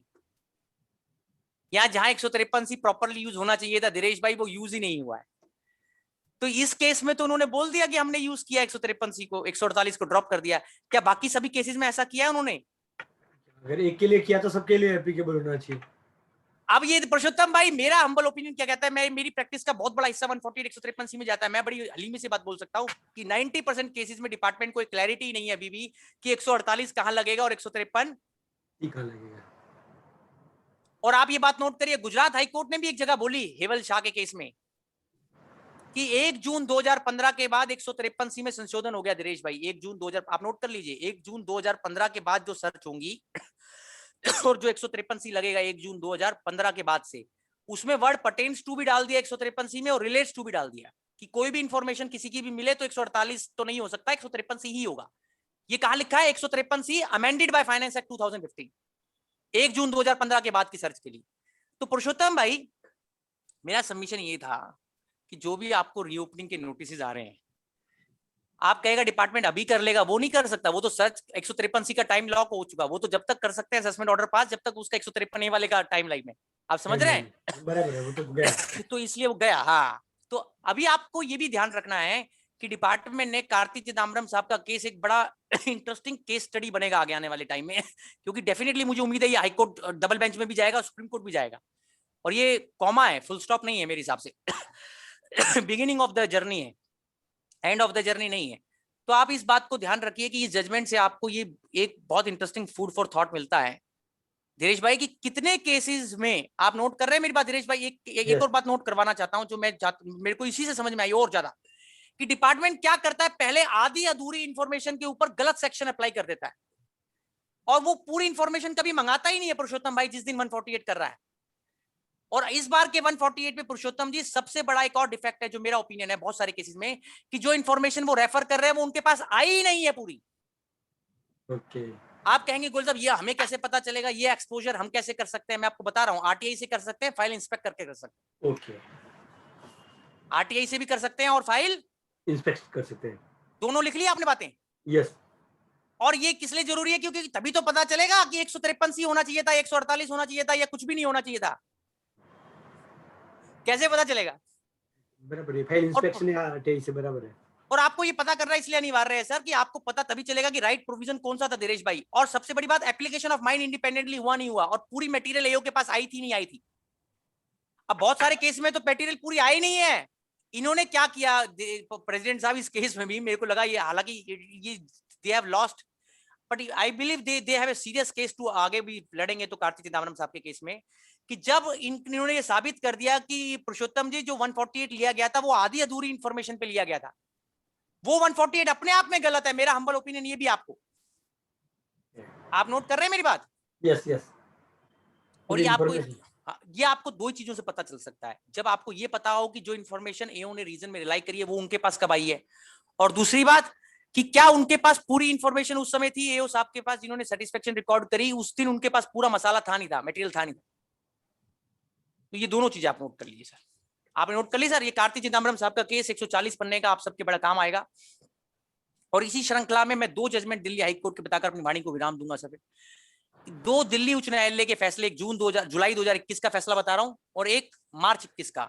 और ये भी वकील साहब आपके सारे श्रोताओं को मेरी राय है, जो भी पढ़ाई के मेरे जैसे थोड़ा बहुत, जैसे मेरे को खराब सी आदत है थोड़ा, मैं पढ़ाई ज्यादा करना चाहता हूँ। जैसे कमजोर व्यक्ति होता है ना, जिसको कम समझ में आता है, वो पढ़ाई ज्यादा करना चाह रहा होता है कई बार, तो उसीलिए उसके लिए मैं बोल रहा हूँ ये बात, तो अपने लिए भी। और ये जजमेंट है साहब, S advertising versus assistant commissioner of income tax. S advertising ये ESPN कंपनी का कोई दूसरा रूप है, जो ESPN पे हम मैच देखा करते थे ना, इससे याद हो जाएगा। हाँ, ये उसी की कंपनी है, S advertising Mauritius versus ACIT international tax new Delhi. और डेट ऑफ जजमेंट है सर 5 जुलाई 2021। और ये भी कमाल का केस है वकील साहब। ये मतलब इस केस के अंदर क्या हुआ, एक इनको 143(2) एओ साहब ने दिया, मैं छोटा करके बता रहा हूँ संक्षिप्त में, इनको 143(2) दिया, रवाना कर दिया, पर किसी वजह से वो गंतव्य तक नहीं पहुंच पाया, 143(3) में तब्दील नहीं हुआ। गंतव्य समझते हैं? गंतव्य मतलब जहां उसका डेस्टिनेशन था। अब वो बीच वो रह गया, वो 143(3) बिना हुए 143(2) पे रह गया दिनेश भाई। अब डिपार्टमेंट ने क्या किया, 148 का इस्तेमाल किया उस मटेरियल को यूज करने के लिए जो उनको 143(2) के टाइम में अवेलेबल था, और जो वो 143(3) में तब्दील नहीं कर पाए, उसके लिए उन्होंने वही मटेरियल जो 143(2) में उनको यूज करना चाहिए था प्रॉपर 143(3) के लिए, और जो यूज नहीं कर पाए 143(3) करने के लिए, उसको 148 के लिए यूज किया। तो जज साहब ने इतना कटाक्ष किया है कि anything which is available to the department in the 143(2) stage can not be use for 148। It's a landmark point. और दूसरी बात जो मुझे जिस वजह से पुरुषोत्तम भाई जजमेंट को बताना पड़ रहा है, इसके 2 पैराग्राफ आप सब नोट कर लीजिए, 3 पैराग्राफ जो मैं बता रहा हूं sir. Paragraph number 15.5, 15.6, 15.7 and 15.8। Para number 15.5 से लेकर पैरा नंबर 15.8। हाँ, इसका क्या मतलब है? आप कहेंगे इसमें क्या नई चीज है? इसमें बहुत इंटरेस्टिंग बात है कि जो हालांकि कई जगह ऑनरेबल गुजरात हाईकोर्ट ने नहीं मानी, बट इस केस में हमारा दिल्ली हाईकोर्ट ने अभी दिनेश भाई बहुत अच्छा पॉइंट लिया कि अप्रूवल्स जो डिपार्टमेंट देता है, अगर वो मैकेनिकल हैं और वो बिना रीजंस के हैं, तो वो अप्रूवल भी इनवैलिड है। और पूरा 140 अप्रूवल कहां दी जाती है? Section 151 sanction, prior sanction 151। तो उसके ऊपर भी दिल्ली हाईकोर्ट ने डिपार्टमेंट का 148 को इस जजमेंट में क्वेश्चन किया है। Sir, am I with you sir? Am I with you sir? और दूसरा जजमेंट में बता रहा था, इसी में जो रिलाई किया गया था 148 का, जो आप सबको पढ़ना चाहिए, जो लैंडमार्क ऑर्डर है, इसी में रिलाई किया हुआ है। आप उसका नाम भी नोट कर लीजिए पुरुषोत्तम भाई, ये सब आपके ऑब्जेक्शन बनाने में काम करेगा और आपको 148 समझने में बड़ी सहूलियत होगी। दिल्ली हाईकोर्ट का 26 मार्च 21 का फैसला, ये 26 मार्च 2021 का, Symphonia trade links limited versus ITO। Symphonia trade links versus ITO, इसका साइटेशन नोट कर लीजिए, 127 taxman.com 153 नोट कर रहे हैं सर आप, 127 taxman.com 153, 127 taxman.com 153, 127 taxman.com दिनेश भाई 153, सिंफोनिया लिमिटेड वर्सेस ITO। तो ये 3 चीजें हो गई 148 पे। सिंफोनिया वाला जजमेंट हो गया, एस एडवर्टाइजमेंट वाला हो गया, और जो मैंने आपको अपनी बात बताई वो सब बातें होगी सर। तो नहीं, और वो कार्ति चिदम्बरम साहब का केस हो गया। तो इसे ये निकल के आया दिनेश भाई, पूरी चर्चा का सार, जो 3 इश्यूज ही मैं ले पाया। मैंने 15 इशू लिखे थे, आज मेरे 12 रह गए। मैंने I am a poor strike rate batsman, so what happens is, तो दैट इज ए पॉइंट। ये इनकम टैक्स ऐसी चीज है सर, आप इसलिए मैं वकील साहब बोल रहा था कि बहुत ज्यादा चीज हम लेंगे ना तो हम अच्छे से डिस्कस नहीं कर पाते। तो any house, I thought I am able to do justice to the talk, which is the duty, although I was not in good health, but yes, I enjoyed myself always with your blessings and good wishes, sir. And I pray to the Almighty and God that your blessings remain on my head and my family receives your blessings as in the past. And I give my gratitude to each one of you. And if there are some questions, Vakil sir, we can take them, and I will be very happy to answer them to the best of my capability. Thank you very much, sir. Please give a huge round of applause. Sir, it's not less strike rate. It's a over strike rate which you have proved maximum in 1 over. One can run 36 runs, but you have par that score also. Thank you very much, sir. If now we move to the questions, I think 2 attendees have raised the questions. Sridhar Bhai, one Divya Kumar Bhai has raised the question. Turn on mic access.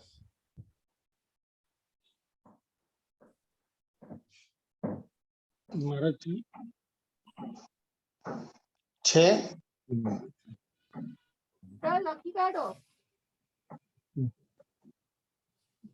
Okay. Meanwhile, Hiren Bhai, can you ask the question? Okay. Hiren भाई बोलिए. Ram Ram. Sir, notice issued under section 148 old section in the month of April to June. Whether return should be filed and response should be given, or we have to challenge at what stage?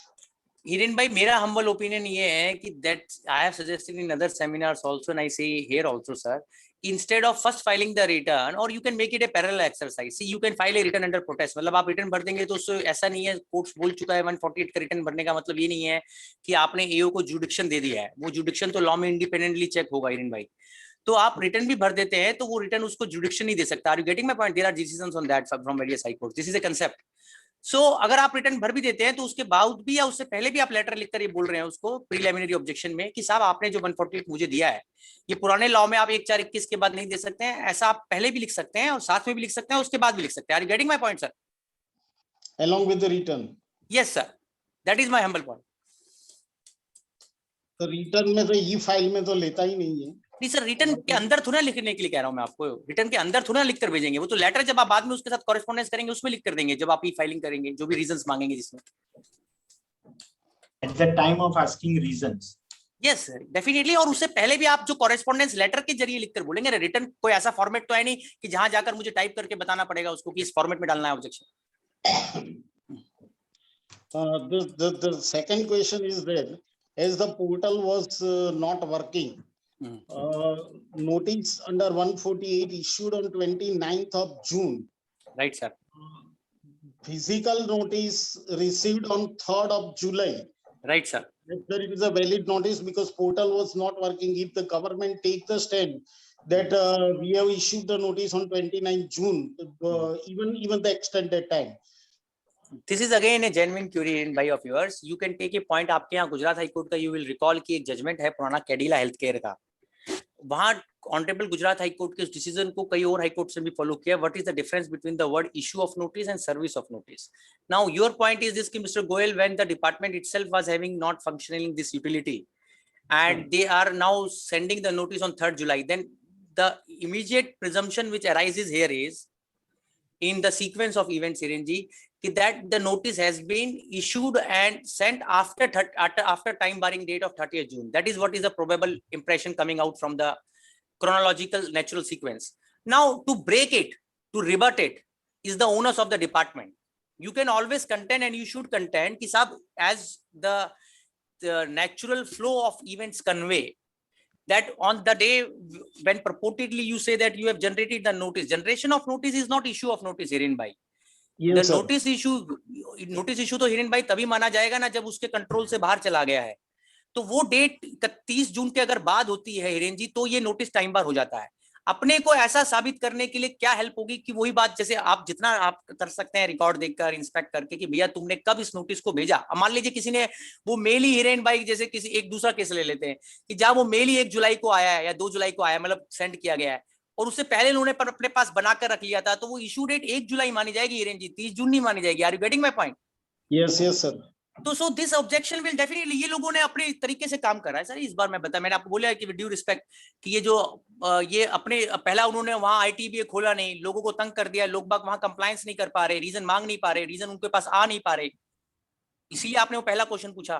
तो इसलिए मैंने बताया कि भैया आपको वो, मैंने तो सेमिनार में बोला कि आपको ऑब्जेक्शन तो लेना ही लेना है कि पुराना लॉ वर्सेस न्यू लॉ अपने, चाहे आप कभी भी लें, वो आप किसी भी लेटर में लिख सकते हैं. मेरी अंडरस्टैंडिंग में वो आनी चाहिए, बात रिकॉर्ड पे आ जाएगी तो आप रिट में जाने लायक हो जाएंगे. और दूसरी बात कि ये जो इन्होंने टाइम बारिंग का अभी 30 जून वाला पॉइंट आप पूछ रहे हैं, वो भी आप बोल सकते हैं सर, वो बोलना भी चाहिए. एक वर्ड में आपका डिस्क्राइब करना है टॉक टुडे में, it is excellent sir thank you Dinesh भाई। और कुछ हिरेन जी? नहीं तो you have explained wonderfully old section versus new section. There, I am also in full agreement with you. There cannot be two section simultaneously on the statute. अब ये देखिए, ये भी एक पॉइंट है, इसीलिए मैंने वो कहा बड़ा हम्बली सर, बड़ी विनम्रता से, कि अकाउंटेबिलिटी और ट्रांसपेरेंसी और प्रिडिक्टेबिलिटी का नॉर्म जो है वो कहां तक हिरेन भाई हमारे साथ चल रहा है इस रिजीम में आज की तारीख में? 148, the word used is substituted. So, I think if you agree with me, substituted means the old section is repealed. Yes, definitely. See, therefore I said that one should always read that memorandum explaining provisions of Finance Act 2021 and those three golden reasons for which these new provisions are brought into the law, and it is replaced with the new provision as you rightly say. So one should not forget. See, वो legislative parliament से बनाया हुआ law है, वो कोई delegated CBDT का बनाया हुआ notification नहीं है जो Finance Act 2021 है। और एक हमारे यहाँ कानून है सर, संविधान में बोला जाता है सबसे ऊपर क्या है। मैं एक और बात दिनेश भाई सब दोस्तों के साथ रिपीट कर रहा हूं, जैसे एक मंत्र है कि सबसे ऊपर संविधान, फिर उसके नीचे एक्ट, फिर उसके नीचे रूल, फिर उसके नीचे सर्कुलर नोटिफिकेशन और सबसे नीचे सिस्टम। कई बार मैं बोल चुका हूं अपने सेमिनार में, दोबारा बोल रहा हूं, ये अपसाइड डाउन हो गया है। सबसे ऊपर सिस्टम, फिर रूल, फिर बड़े छोटे का सर सम्मान करना पड़ेगा आपको सर इसमें। इसको नेल्सन थ्योरी बोलते हैं, Kelsen theory. You have to understand the way the law, this country follows the jurisprudence. Na constitution is the supreme law, supreme lex. Then substantive law made by the parliament, that is Income Tax Act 1961. Then Income Tax Rules 1962, sir. Then circulars notification, Khandelwal ji, and then system. It cannot be like this: first system, then rules, then circular, and then at the end act comes. Sorry, this is to my understanding wrong. And this conveys my point. Thank you. Any other questions from the participants?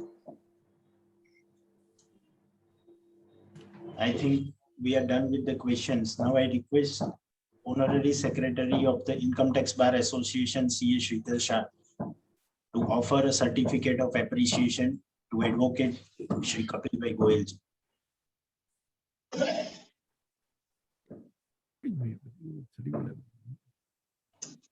Sir, please kindly accept. I humbly accept it, sir, and with due humility and all respect and regards to the organization from my side, sir. Thank you. Thank you very much, sir. With this, I request Shritar Shah to propose a vote of thanks.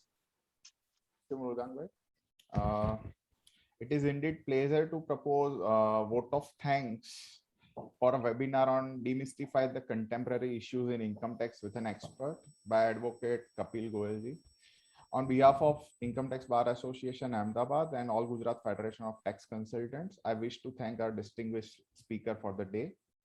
We have witnessed a drastic change, and now the assessment and reassessment procedures are completely changed as compared to a few years back. In last Finance Act, this part was the major changes in the field of direct tax. We are also thankful to Advocate Kapil Goyal for taking these lectures and clearing doubts from the practical aspects. In spite of his not so good health, sir, you've taken it like, I should call it like Virendra Sehwag, you did the batting. It was excellent. And we were mesmerized. Thank you, Shritar. Also on behalf of all the members of the association, we wish good health to you and your family. Sooner we will have you again in good health. We are sure that members will be definitely carrying new insight after attending this webinar.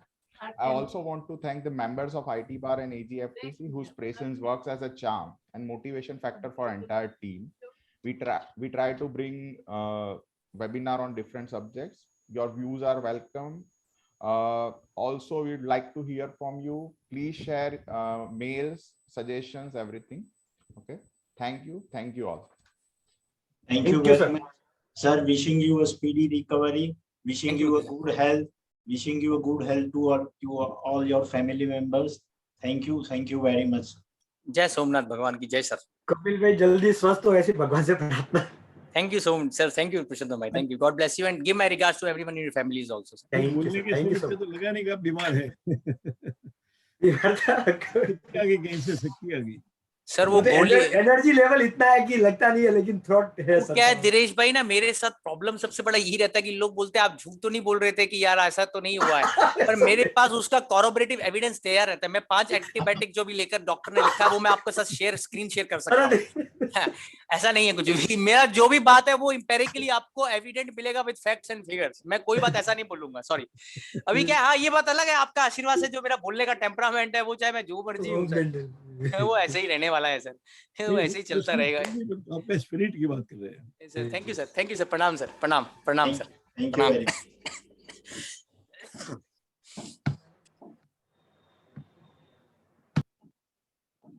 બોલો હવે meeting છે ને શું 5 વાગે છે? નહીં તો આ છે ને લાયન્સ ની હા તમારે ત્યાં 4 વાગે છે ને 4:30. હવે કાગળ જ નથી આવતી.